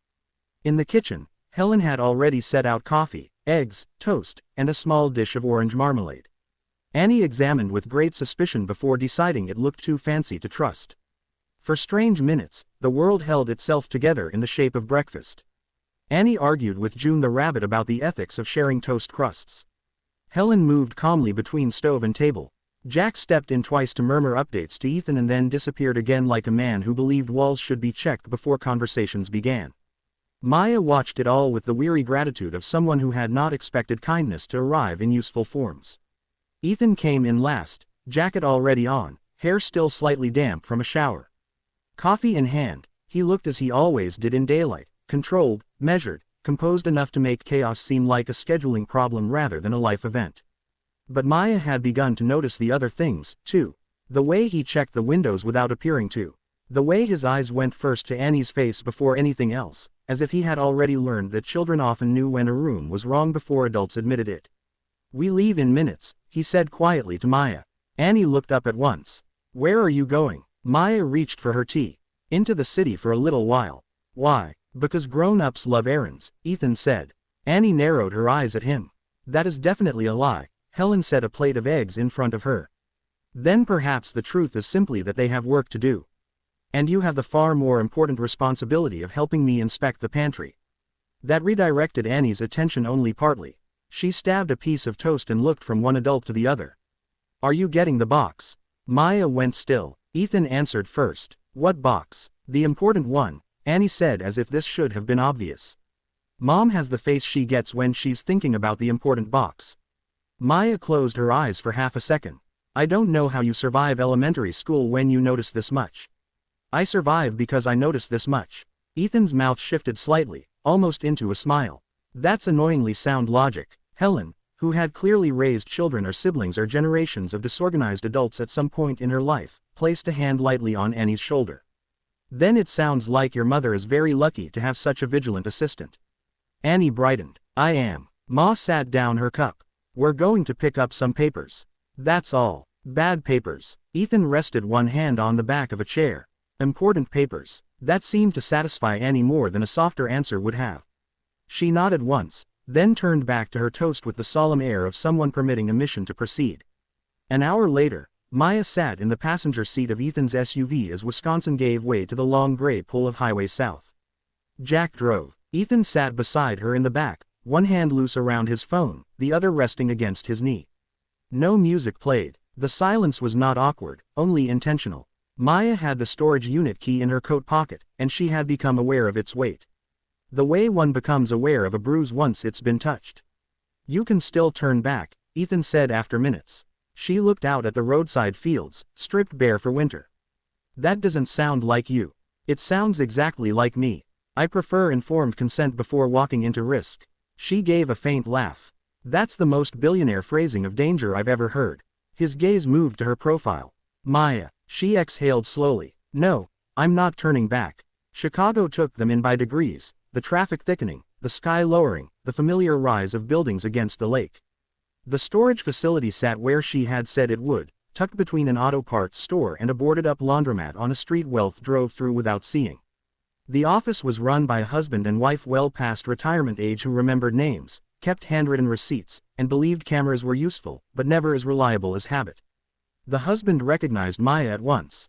"Been a while, Miss Bennett." "Too long," she said. He glanced at Ethan, then at Jack, and wisely asked no questions. The unit itself was in the back row, cold and concrete and smelling faintly of dust and motor oil. Maya unlocked the metal door with fingers that stayed steady only because she willed them to. Inside were exactly three things: a boxed floor lamp, two sealed plastic bins of old winter clothes, and a banker's box taped twice across the top. There it was, the shape of months of fear and refusal. Ethan did not move toward it until Maya did. She crouched, pulled the box free, and set it on the floor between them. Her breath sounded too loud in the small space. "You want me to open it?" he asked. She looked up at him. "No, I need to do that." The tape peeled back with a dry, ugly sound. Inside lay neatly arranged folders, clipped reports, printed emails, and beneath them all a flash drive sealed in a plastic evidence sleeve she had bought at an office supply store, because she had not known what else people did with dangerous information. Jack took one look at the contents and stepped outside the unit, giving them privacy while still guarding the entrance. Maya picked up the drive and turned it once between her fingers. "I copied everything I could before they cut my system access. Some of it may be corrupted. Some of it may be useless, but enough of it scared someone." Ethan held out his hand, not demanding, not assuming, just ready. She stared at it for one beat longer than necessary, then placed the drive in his palm. He tucked it into the inside pocket of his coat. "We'll have it examined somewhere secure. And the paper files, we take those, too." They loaded everything into the SUV. Maya expected to feel relief once the box was out of the unit. But what came instead was something thinner and colder. Momentum. There was no longer any pretending. This remained hypothetical. The documents existed. Ethan had them. The people circling them were no longer warning from a distance. They had moved. The call came minutes later. Ethan's phone lit up with an unlisted number just as Jack turned onto Lakeshore Drive. Ethan looked at the screen, then answered with the neutral expression of a man who had long since learned that dangerous conversations often began politely. "Cool." Maya watched his face change almost imperceptibly. "Yes," he said after a beat. "She's with me." The words turned her blood to ice. He listened, said nothing. Then finally, "That depends on who's asking." Another pause. "No," Ethan said. And now his voice had gone so calm it was almost glacial. "I don't respond well to unnamed men calling about women under my protection." Maya turned toward him fully. The city slid by outside in streaks of steel and late light, but inside the SUV the air had thinned to wire. Ethan listened a moment longer. Then he gave the faintest, most dangerous smile she had ever seen. "You're welcome to try," he said and ended the call. Maya stared at him. Who was that? He looked down at the dark screen in his hand, then back at her. "An attorney." "For who?" He didn't say. "But he knew you had the files, knew we were retrieving them today, and strongly suggested it would be in everyone's interest if the materials were returned before this became a matter of public misunderstanding. Maya's mouth went dry. He knew where we were. Yes, she sat back slowly. So, we're being watched. Ethan didn't insult her with denial. Yes. Jack's eyes met Ethan's in the rear view mirror. Want me to change route? Ethan nodded once. Do it. The SUV turned west abruptly, leaving the lake behind. Maya folded her arms hard across herself, anger beginning to rise now through the fear. What exactly was the offer? Ethan looked at her for a long second before answering. A clean severance package, a favorable recommendation from Halpern's outside counsel, enough money to move, tuition covered for Annie through college. The words landed like something oily and obscene. How generous, Maya said. He also mentioned a house somewhere warm. That did it. Mia laughed once, a sound with no humor in it at all. They think I can be bought with weather. They think everyone can be bought with the right version of safety. She turned to him sharply. And you, what did he offer you? For the first time since the call, something darker crossed Ethan's face. A board seat, he said.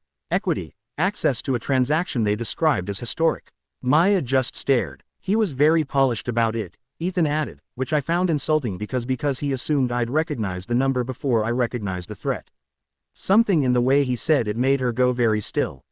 Not dramatic outrage, something older than that. Personal. The SUV stopped under the covered entrance of one of Ethan's downtown buildings. A glass and limestone tower guarded by men who looked like they had served in places where softness got people buried. Jack got out first. Ethan held Mia's gaze another moment.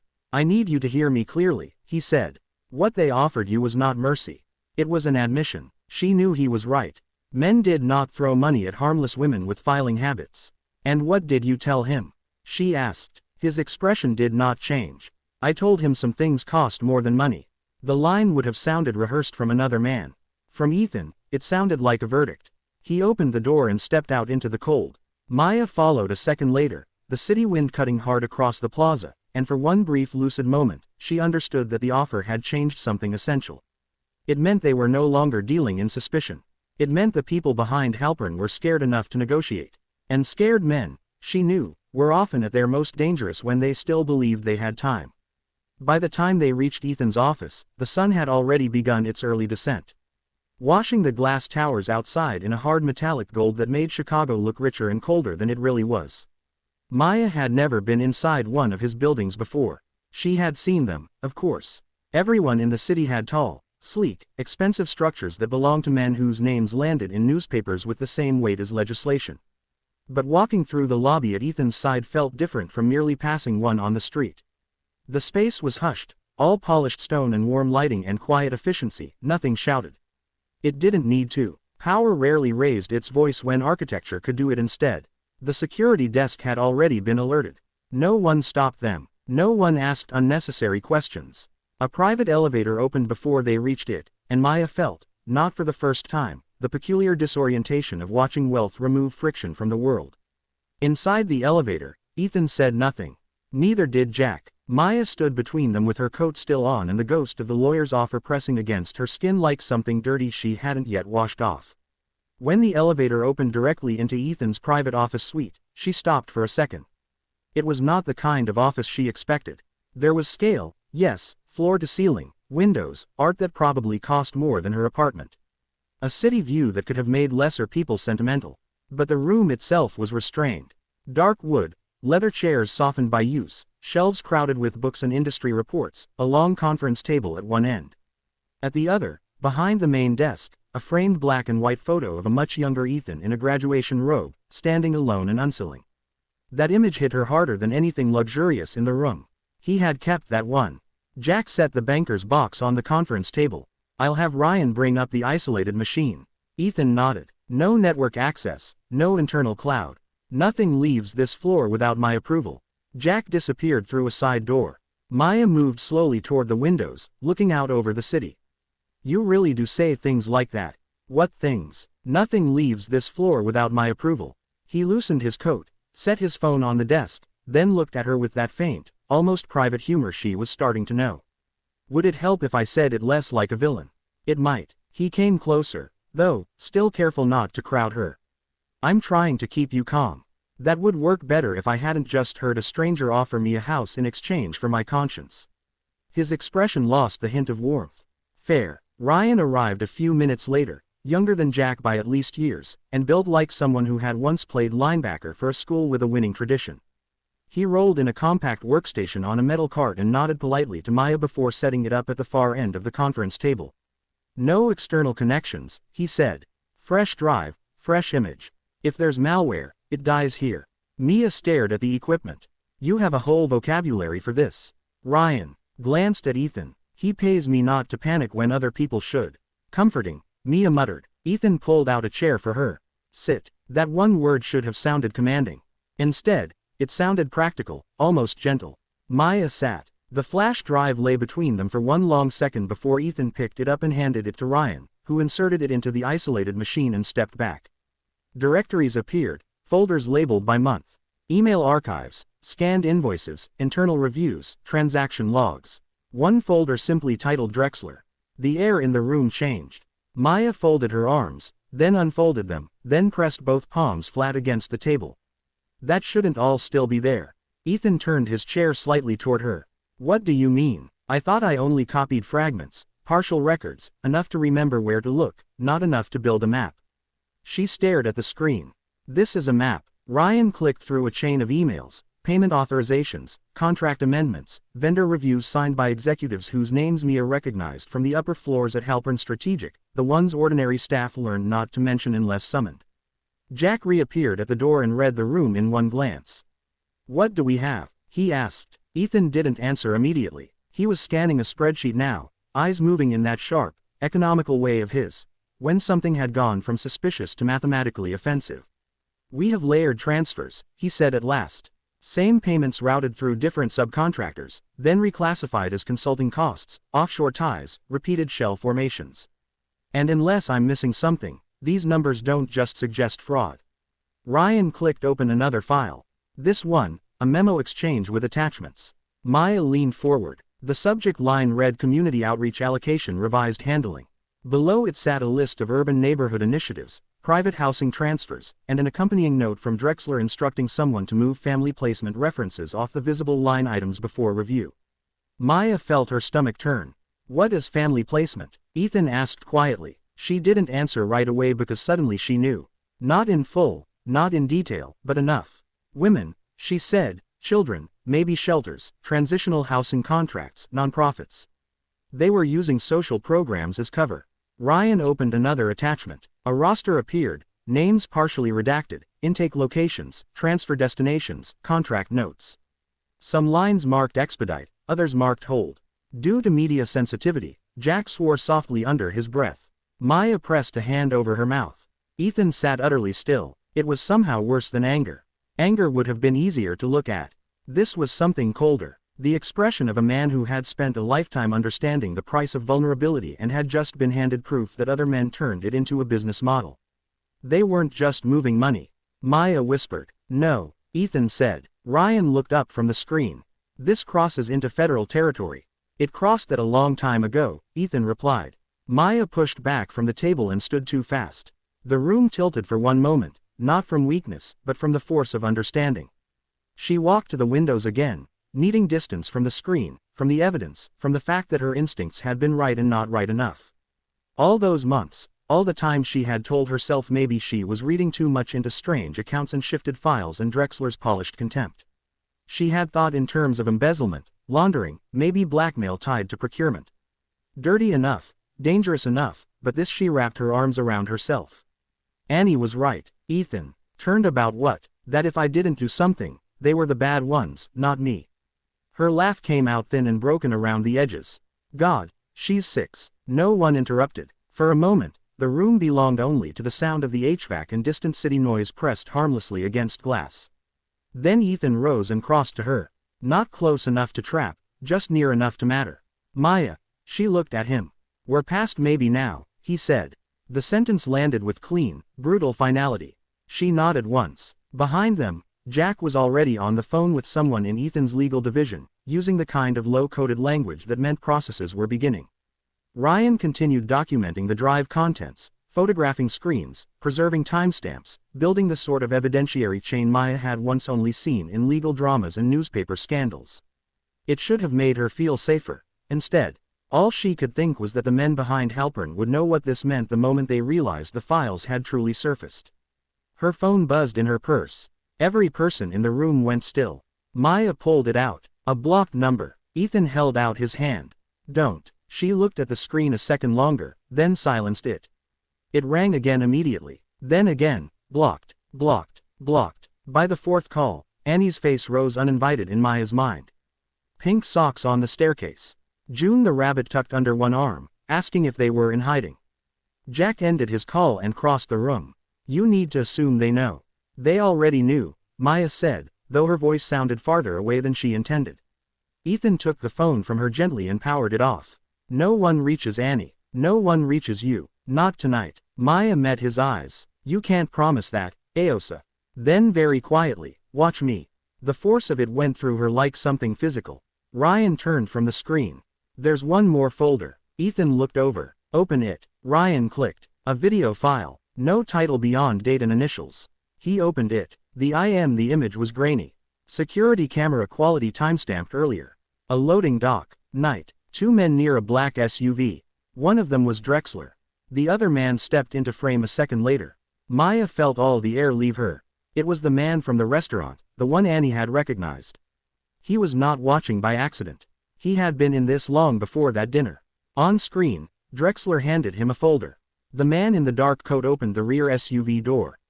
Inside, barely visible in the low light, someone moved. Small, too small. Maya turned away sharply. Jack swore again. No softness left in it.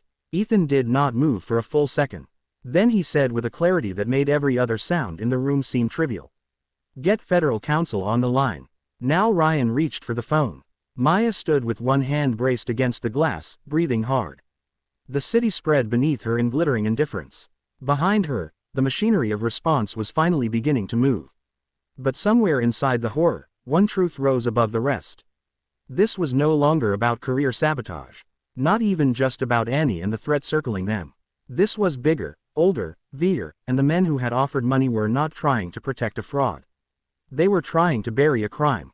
The call to federal counsel lasted minutes. Maya knew because she watched the second hand on Ethan's desk clock move in a clean red sweep while the room around her shifted from shock into procedure. Jack spoke in low-clipped phrases with two former contacts and one current one. Ryan preserved the drive twice over, logged timestamps, and transferred selected files onto an encrypted device under Ethan's direct instruction. Ethan himself stood near the conference table, one hand braced against the polished wood, giving only the facts that mattered and none of the fear. It should have calmed her. Instead, it sharpened everything. The proof was real now. Not just in her memory, not just in one typed threat or one man in a dark coat appearing where he should not have been. There was a video, a roster, names and transfers and accounting trails that pointed not towards some abstract corruption, but toward actual human beings moved through systems built to help them. Women, children, shelters, programs, all of it used as camouflage by men who counted on poor people, black women, single mothers, and overworked clerks to be too exhausted to connect the lines. By the time the call ended, dusk had settled fully outside the glass, laying Chicago out below them in a scatter of hard white lights. The city looked unchanged. It offended her how unchanged it looked. Ethan set down the secure phone and turned toward her.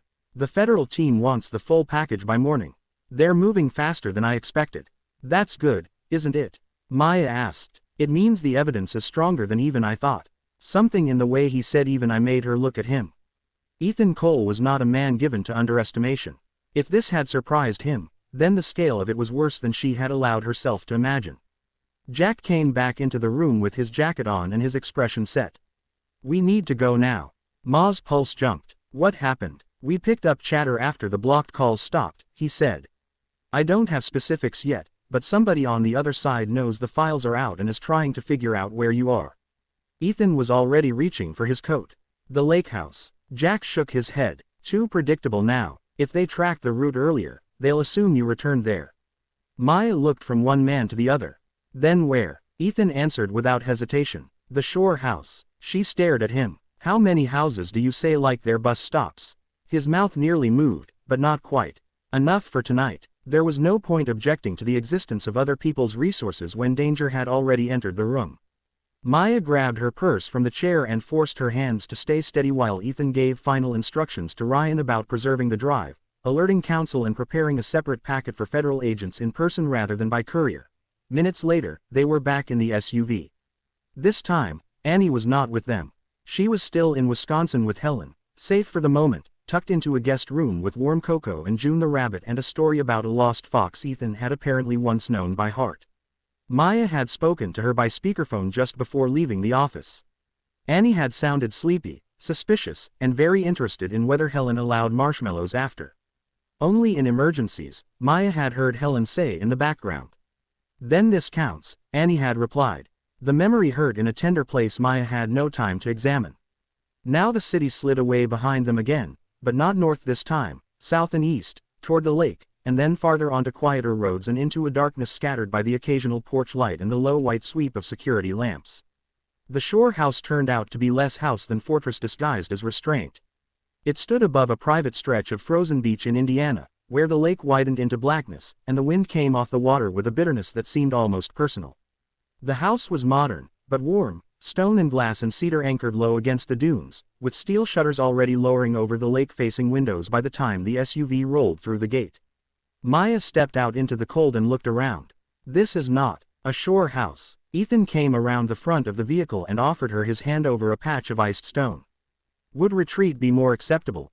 Only if you admit this is the sort of place men disappear to when they've made enemies. He held her gaze for a beat. That would not be inaccurate. Inside, the air was warm enough to sting her face after the wind.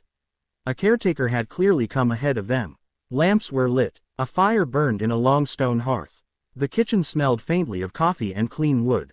Unlike the lake house in Wisconsin, this place felt less lived in and more prepared, as if it existed for moments when ordinary life had already become impossible. Jack did one sweep of the interior and spoke quietly into his earpiece. Ethan set Mia's bag by the sofa, then walked to the wall of windows, now shielded behind half-drawn steel panels. "Talk to me," Mia said. He turned. "About what?" "That face." He leaned one hand against the back of a chair. "You're going to have to narrow that down. The one you get when your thinking moves ahead and at least 3 of them are ugly." For a moment, he said nothing. Then he looked past her toward the fire, his expression settling into that quieter truth he sometimes gave her when the room had earned it. "They're going to push harder before they retreat," he said. "Men like Drexler don't fold because they're wrong. They fold when the math changes. Right now, they still think there may be a way to contain this." Maya crossed her arms. "By scaring me." "Yes, by coming near Annie." His gaze sharpened. "That ends now." The certainty in those words was enough to make her look away first. She moved toward the kitchen under the excuse of needing water. What she needed was motion, something with edges and purpose. She poured a glass from the filtered tap and stood there with it in both hands, staring at nothing. After a minute, Ethan joined her. "Not too close. I should have gone to the police months ago," she said. "Maybe." She looked at him sharply. "That's not exactly kind." "No." His voice stayed even. "It's honest. And honesty matters more right now than kindness. You should have, but you didn't because you were balancing risk the way women like you always get forced to balance it. Rent, child care, employment, credibility, safety. Men in suits count on that. They count on decent people having too much to lose." The words settled over her slowly. "You make it sound structural," she said. "It is structural." She thought of Halpern's strategic, of Drexler's office, of the way male executives always softened their voices right before delivering something cruel. Of every time she had gone home and looked at Annie's sleeping face and decided survival was the first moral duty. "You know," she said quietly. "Most men with your money don't say things like that." "No." A faint shadow crossed his mouth. "Most men with my money benefited from the structure." Silence passed between them, full and complicated. Maya turned toward him. "Why are you doing this?" The question had lived under everything for days now. She had asked versions of it in her head while folding laundry, while checking rear-view mirrors, while listening to Annie trust Ethan faster than children were usually supposed to trust. But this was the first time she asked it plainly. Ethan did not answer at once. When he did, there was no easy charm in it. No polished confession meant to move her. "Because I know what it is to have no one step in when the room turns dangerous," he said. "Because I know what happens to children when adults keep telling themselves they'll act later." And because somewhere between a ridiculous heart-shaped box and your daughter handing me a peppermint, this stopped being someone else's problem. The kitchen felt suddenly too quiet. Maya looked down at the rim of her water glass. That sounds dangerously close to care. It probably is. She laughed once under her breath. Because anything softer would have been too revealing. You realize that's not a small thing to say to a woman whose life has been imploding by installment. I realize, he paused. And I'm not asking you to say anything back. That more than the words themselves reached her. From the front hall, Jack's voice cut through the intimacy before it could settle too deeply. We've got a vehicle on the road below the gate. Every nerve in Maya's body came awake. Ethan moved first, fast, but not reckless. How long? Slowed once, kept going. Could be nothing. Could be a probe. Maya set the glass down too hard. A probe. Jack stepped into the kitchen, already holding a tablet with exterior camera feeds glowing on the screen. Sometimes they test response time before they test anything else. She stared at the grainy image of headlights passing beyond the gate, then disappearing into the darkness. For one terrible second, she thought of Annie in Wisconsin. Thought of distance as both protection and helplessness. Ethan saw it on her face. Jack, I've already doubled the lake detail, Jack said. Helen's been moved to the room across from Annie. No one gets near that child tonight. Maya closed her eyes briefly. When she opened them, Ethan was still watching her, not at the screen, not at the road, but at her, assessing steady. There was a look in his face she had not seen before, not even in the office. Not just resolve, something more personal than that. It's too much, she said softly. All of this for Annie. For me, for you, maybe. You could still step back. No. The answer came without ego, without drama, without the slightest pause. That was what made it powerful. Maya leaned back against the counter and studied him for a long moment. The man who had started as an accidental reader of a foolish love letter and somehow become the one person in the room she believed when fear started speaking too loudly. Then she said the thing she had been avoiding for days because once spoken, it would make the truth harder to retreat from. I was going to leave. Ethan's brow shifted slightly. Tonight. No, soon. Before the files surfaced. Before you. I thought if I took Annie somewhere warmer, somewhere smaller, somewhere none of these men had reason to look, I could just vanish into ordinary life. He was quiet for a moment. And now she looked toward the shuttered windows, toward the dark lake beyond them. Now I think running would only teach Annie the wrong lesson. What lesson? That power gets to decide where good people live. Something changed in his face. Then something that looked very much like pride if pride could also ache. He stepped closer slow enough to give her time to refuse. She didn't. Maya, he said, and her name in his voice sounded like a promise being carefully built. You don't have to do this alone. This time, she didn't laugh it away, didn't turn aside, didn't reach for some practical objection.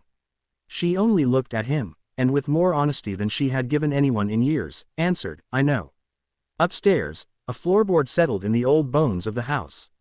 Outside, the wind struck the shutters and moved on. Somewhere between danger and refuge, between evidence and waiting, between the life she had known and the one gathering shape around her, Maya Bennett understood that retreat no longer meant surrender. It meant preparing for the fight. The next morning began before sunrise. Mia woke to the sound of low voices and the muted hum of electronics somewhere beyond the bedroom door. For one disoriented second, she forgot where she was. Then the unfamiliar ceiling, the smell of cedar and coffee, and the faint metallic rattle of the wind against the storm shutters brought everything back in a single unwelcome sweep. She sat up quickly. The digital clock on the bedside table read. Outside the room, the house was awake in that deliberate contained way. Places became awake when no one wanted to alarm the person still inside them. Maya pulled on her robe and opened the door. Jack stood at the far end of the hall, speaking quietly into an earpiece, one hand braced on the banister. Ethan was in the great room below. Jack had already on, leaning over the kitchen island with his phone in one hand and a printed document spread out beneath the other. The fire from the night before had burned down to a faint orange glow, leaving the room colder at the edges. Ethan looked up the moment he heard her. Something in his face told her the day had arrived before either of them was ready. What happened? She asked. He didn't answer immediately. Come downstairs. That was all it took to make her pulse stumble. By the time she reached the great room, Jack had ended his call and stepped into the kitchen. The lines around his mouth were deeper than they had been the night before. Maya looked from one man to the other. No one says come downstairs in the morning unless it's bad. Ethan set his phone on the counter. Federal counsel moved faster than expected. They executed a sealed approach overnight. Approach to who? Halpern's outside counsel, Drexler, and 2 board members connected to the nonprofit Shell network. Maya swallowed. And Drexler is gone. The words landed with a force that made the room tilt slightly. Gone, she repeated. Meaning what? Jack answered this time. House empty, driver missing. 1 private plane filed west under a corporate charter that vanished mid-route. Somebody got advanced notice. Maya stared at the dark coffee in Ethan's cup as if the answer might be somewhere there, so they ran. Not all of them, Ethan said. 1 board member cooperated enough to confirm the structures we saw on the drive. Partial immunity negotiations are already being floated. She pressed the heel of one hand against her forehead. That sounds like rich people language, for nobody pays what they deserve. Ethan's expression sharpened. It sounds like a crack in the wall. She looked up at him and Drexler still the center of it. According to the cooperator, Ethan paused, but not the top. Maya went very still. There's someone above him. Jack slid a second document across the island toward Ethan. Ethan read it once, then handed it to Maya. It was a summary from counsel.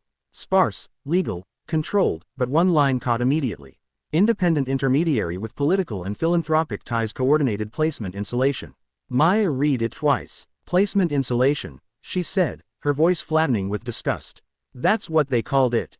Ethan watched her carefully. The board member claims Drexler answered to a private donor liaison who handled external pressure and media risk. The same man appears in the footage from the loading dock. The man from the restaurant. Annie's face flashed through Maya's mind so vividly she had to grip the edge of the counter. What's his name? She asked. Ethan hesitated only a fraction. Leon Voss. The name meant nothing to her until the next sentence. Former fundraiser, current fixer, connected to 3 family foundations, 2 congressional donor networks, and at least 1 private residential program flagged quietly by federal auditors. Last year. Maya let out a short, bitter breath. Of course, Jack checked his phone again. And there's more. Ethan looked up. Voss's legal team requested an emergency meeting, Jack said. Not with counsel, with you. Maya blinked. Me. Jack's gaze shifted to Ethan first, then back to her. Both of you. They say Voss wants to discuss terms. Before federal custody becomes official. Ethan's face hardened so completely it seemed to drain the air from the room. Absolutely not. But Maya was already thinking. She hated that she was already thinking. What kind of terms? Jack answered bluntly. Likely surrender of materials, narrative control, and some polished version of mercy. Ethan turned toward her. No, she crossed her arms. You don't even know what I'm going to say. Yes, I do. His certainty would have angered her more if it didn't come wrapped in fear. Maya held his gaze. If Voss thinks he can still negotiate, that means he's scared. Scared men make mistakes when they think they're still in charge. Scared men also get desperate, which is how they expose themselves. Ethan stepped closer, his voice lowering. Maya, this is not a television courtroom. He is not going to suddenly confess because he admires your moral clarity. No, she met him without stepping back. He's going to say too much because men like him think black women are easiest to dismiss when they've already decided we're emotional. Something in Ethan's face shifted. Not disagreement, recognition. Jack cleared his throat. Counsel says federal agents can wire the room if there's a legitimate pre-arrest contact. Silence followed. It was not agreement. Not yet. Maya looked toward the shuttered windows beyond which the lake lay black and hidden under the first cold light of morning. Where there's a private club in Michigan City, Jack said. Old, discreet, heavily monitored. Voss suggested it because he believes it gives him social advantage. That means he's stupid, Maya replied. That means he's arrogant, Ethan said. Which is worse? They went back and forth for minutes. Ethan argued for federal pickup without contact. Maya argued that a meeting might produce direct leverage, especially if Voss believed Drexler had not already been partly exposed. Jack remained the practical spine of the discussion, outlining routes, exits, signals, legal thresholds, and every reason the idea was either very good or very bad, depending on which minutes one was looking at. In the end, the decision came the way difficult decisions usually did, not because anyone felt safe, but because no better opening appeared. Annie had been told only that adults had important work, and that Helen was officially in charge of pancakes, gloves, and whether June the rabbit was overdressed for the weather. Annie accepted this with unusual quiet and a long look at Maya that said she knew more than she was saying. When Mia bent to kiss her forehead, Annie caught her wrist. Are you going where the bad men are? The directness of it nearly undid her. Not exactly, Mia said. Annie looked at Ethan standing a few feet away with his coat on and his expression already locked down for battle. Is he going to? Yes, that seemed to matter more than the first answer. Annie nodded once, then pressed June the rabbit against Ma's side. Take her in the car just in case. Mia smiled despite the pressure in her throat. I think your rabbit should stay with you. Annie thought about that, then shifted the toy back to her own chest. Okay. Then bring Ethan back. The room went still. Ethan crouched slightly so he was level with her. That's the plan. Annie searched his face for a second. Then, apparently finding something solid there. Let them go. The private club sat back from the road behind stone pillars and winter bare hedges, the kind of place older men used to negotiate mergers, divorces, and civic corruption under portraits of people long dead. Federal agents had already seeded the grounds. Maya knew because Jack told her, not because she could see them. That made the place worse. Somehow civilized on the surface, full of invisible teeth underneath. They were shown into a woodpan-led sitting room overlooking the frozen edge of the lake. Leather chairs, a low fire, crystal water glasses no one touched. Voss arrived minutes late, which Ma suspected was deliberate. He was exactly as he had appeared at the restaurant and in the footage, well-tailored, silver at the temples, pleasant in the hollow way of men who had made politeness into camouflage. He entered without visible concern, glanced once at Ethan, once at Maya, and smiled as if they had gathered for a fundraising brunch. Miss Bennett, he said. Mr. Cole, skip the manners, Ethan replied. Voss's smile thinned almost imperceptibly. Direct, then good. We are well past theater. No, Maya said, you are. That landed just enough. Voss sat without invitation. You've put yourselves in an unfortunate position. Ethan remained standing. Strange. I was about to say the same. Voss folded one leg over the other. Let's not pretend this ends with some grand cleansing. Institutions absorb scandal, markets recover, politicians rebrand. The only real question is how much collateral you want attached to your names when it happens. Maya felt the wire of the hidden microphone at her back and kept her face still. You threatened my child, she said. Voss gave a patient sigh. I warned you that children suffer when adults become ideological. There it was. Not loud, not cinematic. Worse than that, calm. Believed. Ethan's hands did not move, but the room seemed to sharpen around him. Say her name. Voss looked mildly confused. Who's the child you threatened? Ethan said. Say her name if you want to talk about collateral. For the first time, Voss's composure slipped. Just slightly. That isn't necessary. Then neither is this meeting, Ethan said. Voss turned back to Maya, choosing the target he thought easier. Miss Bennett, you're a mother.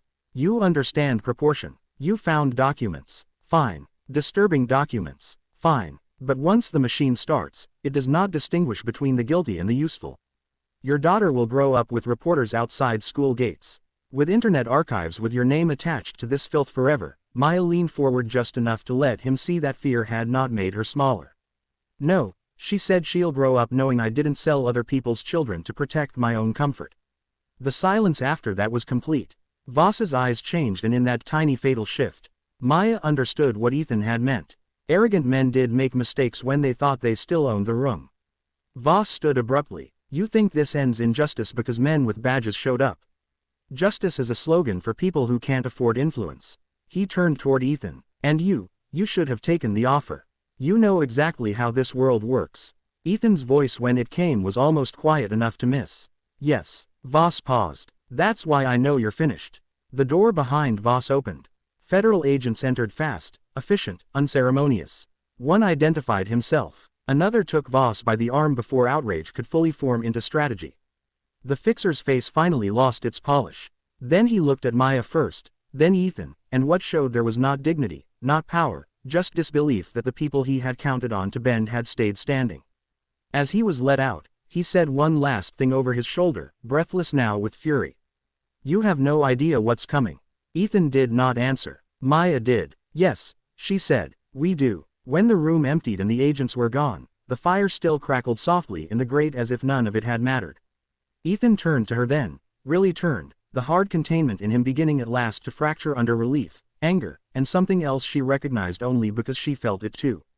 The fight was not over. But for the first time, it had turned. By the time they returned to the shore house, the sky had already turned the color of worn steel, and the lake beyond the dunes looked less like water than a stretch of dark thought laid flat beneath winter light. No one spoke much on the drive back. Jack sat in the front with the same rigid quiet he always carried after a successful operation, as if relief were a private indulgence he refused to permit himself too soon. Ethan sat beside Maya in the back, one hand resting loosely over his phone. Though for once he was not reading from it, not issuing instructions, not managing 3 crises at once. He was simply there, present, breathing. The hard edge in him had not gone away, but it had shifted. What remained now was not battle readiness alone. It was aftermath. Maya leaned her head back against the seat and looked out at the passing blur of winter bare trees. Her body felt too light and too heavy at once, as if the fear that had kept her upright for weeks had finally been told it could sit down, but had forgotten how. Federal custody confirmed, she asked eventually. Ethan nodded. Voss is in. 2 more pickups were made within the hour. Drexler is still moving, but not well. The flight trail held. They know where to narrow. And the women, the children, they've started contacting agencies tied to the rosters. His voice was low, controlled, but softer now. It won't all happen today, but the machine is moving in the right direction. She let that settle. Not victory, not clean justice wrapped in a bow for decent people to believe in. Real justice never arrived that way. It came through systems, delays, negotiations, and names spoken into microphones by tired men in federal buildings. It came imperfectly, expensively, but it came. What about my name? She asked. Ethan turned toward her. What about it? Voss wasn't wrong about one thing. Once this breaks, it won't stay private. No, Ethan said, it won't. She gave a faint humorless smile. That's a terrible pep talk. I'm not giving you one. He held her gaze. I'm telling you the truth before anyone else gets to bend it. There may be reporters. There may be noise. There may be people who decide you're either a hero or a fool because that's easier than admitting you were just a woman who finally got cornered into courage. Maya looked at him for a long moment. Cornered into courage. It's how most people find it. She laughed then very softly and looked back out at the road. The phrase stayed with her because it felt true in the way true things often irritated before they comforted. When they reached the house, Annie was already in the front hall before the door fully opened.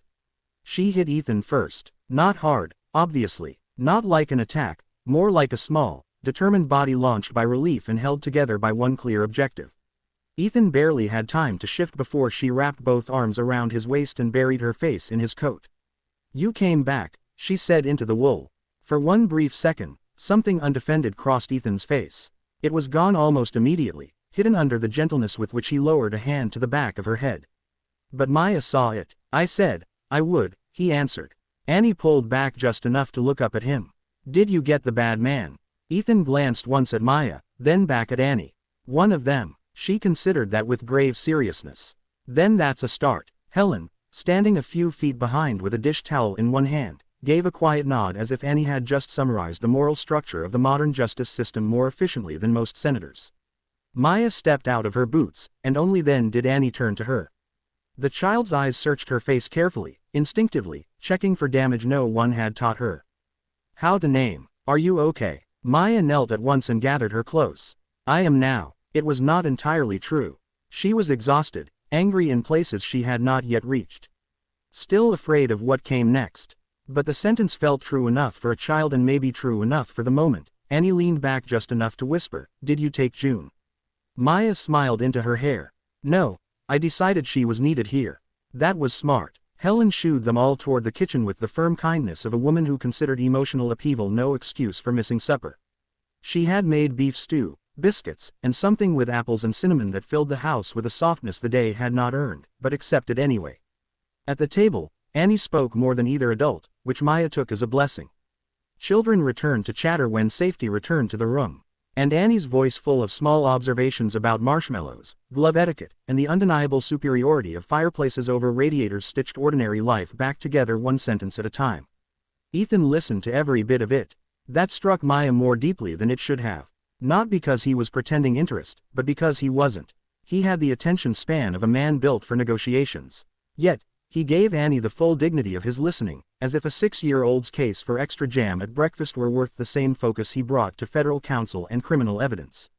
After dinner, while Annie and Helen disappeared into the den to choose a movie that would reportedly feature at least one brave animal, Maya stepped out onto the covered back porch. The wind off the lake was sharp enough to make her eyes water. Beyond the dunes, the black water moved under moonlight in long, cold bands. Unbothered by human scandal, she wrapped Ethan's spare wool throat tighter around her shoulders and stood there breathing in the ache of the cold. She heard the door behind her open, but did not turn immediately. Ethan came to stand beside her, close enough to share warmth, far enough to leave it voluntary. "For what it's worth," he said after a moment, "you were very good in there." She looked out at the lake. "I thought I might throw the water glass at his head. That would have complicated the recording." "That is a deeply irritating answer." He allowed the smallest hint of a smile. "I know." She let the silence stretch, then asked the question that had been waiting since they left the club. "Were you scared?" He did not pretend not to understand what she meant. "Yes," he said. She turned then, searching his face. "For me, for both of you." The answer moved through her without permission. Maya looked down at the porch boards. "No one has ever said that to me in a way I believed." When she looked up again, his expression had gone quiet in that particular way it did when he was deciding whether honesty would cost him something and choosing it anyway. "I don't say things I don't mean." "No," she said softly. "You really don't." The wind struck the side of the house and passed on. Somewhere inside, Annie laughed at the opening scene of whatever animal-centered film Helen had chosen. The sound muffled but bright. Maya drew the throw more tightly around herself. "What happens now?" Ethan leaned one forearm against the porch railing. "Now the story gets less cinematic and more real. Statements, counsel, federal interviews, possibly court, definitely press management. A dozen people trying to turn what happened into something cleaner than it was." She made a face. "I hate every word in that sentence except maybe press management because it sounds like someone gets to tell reporters to go to hell politely. I have people for that." She laughed. "Of course you do." He looked at her then and whatever was in his face made the laughter fade into something more vulnerable. "Maya." The way he said her name now had changed. It no longer sounded like an interruption or a question. It sounded like he had come to rest inside the shape of it. "Yes, I don't want this to become one of those things that only existed because danger forced it close." She held very still. He did not rush the words that followed. That perhaps more than anything was why they mattered. "I wanted to know you before I knew how to protect you," he said. "And I want to know you after." For a brief second, the world reduced itself to the cold air between them and the wild, unreasonable relief blooming in her chest. "You are not an easy man to answer," she said quietly. "I know it's possible I'm very tired. That's also true, and my judgment is probably compromised by federal crimes, emotional upheaval, and your very annoying tendency to be decent on purpose." That brought the smile back deeper now. "All fair considerations." Maya looked at him. Really looked at the man who had started as a stranger on a bench with a heart-shaped box in his lap, who had blushed over a foolish love letter, and then, without fanfare, stepped into the place where fear had been living in her life, and refused to let it own the room anymore. She thought of Annie pulling his hand toward certainty before either adult had agreed to it. Thought of the peppermint in his pocket, thought of the way he had crouched to answer a frightened child with the truth.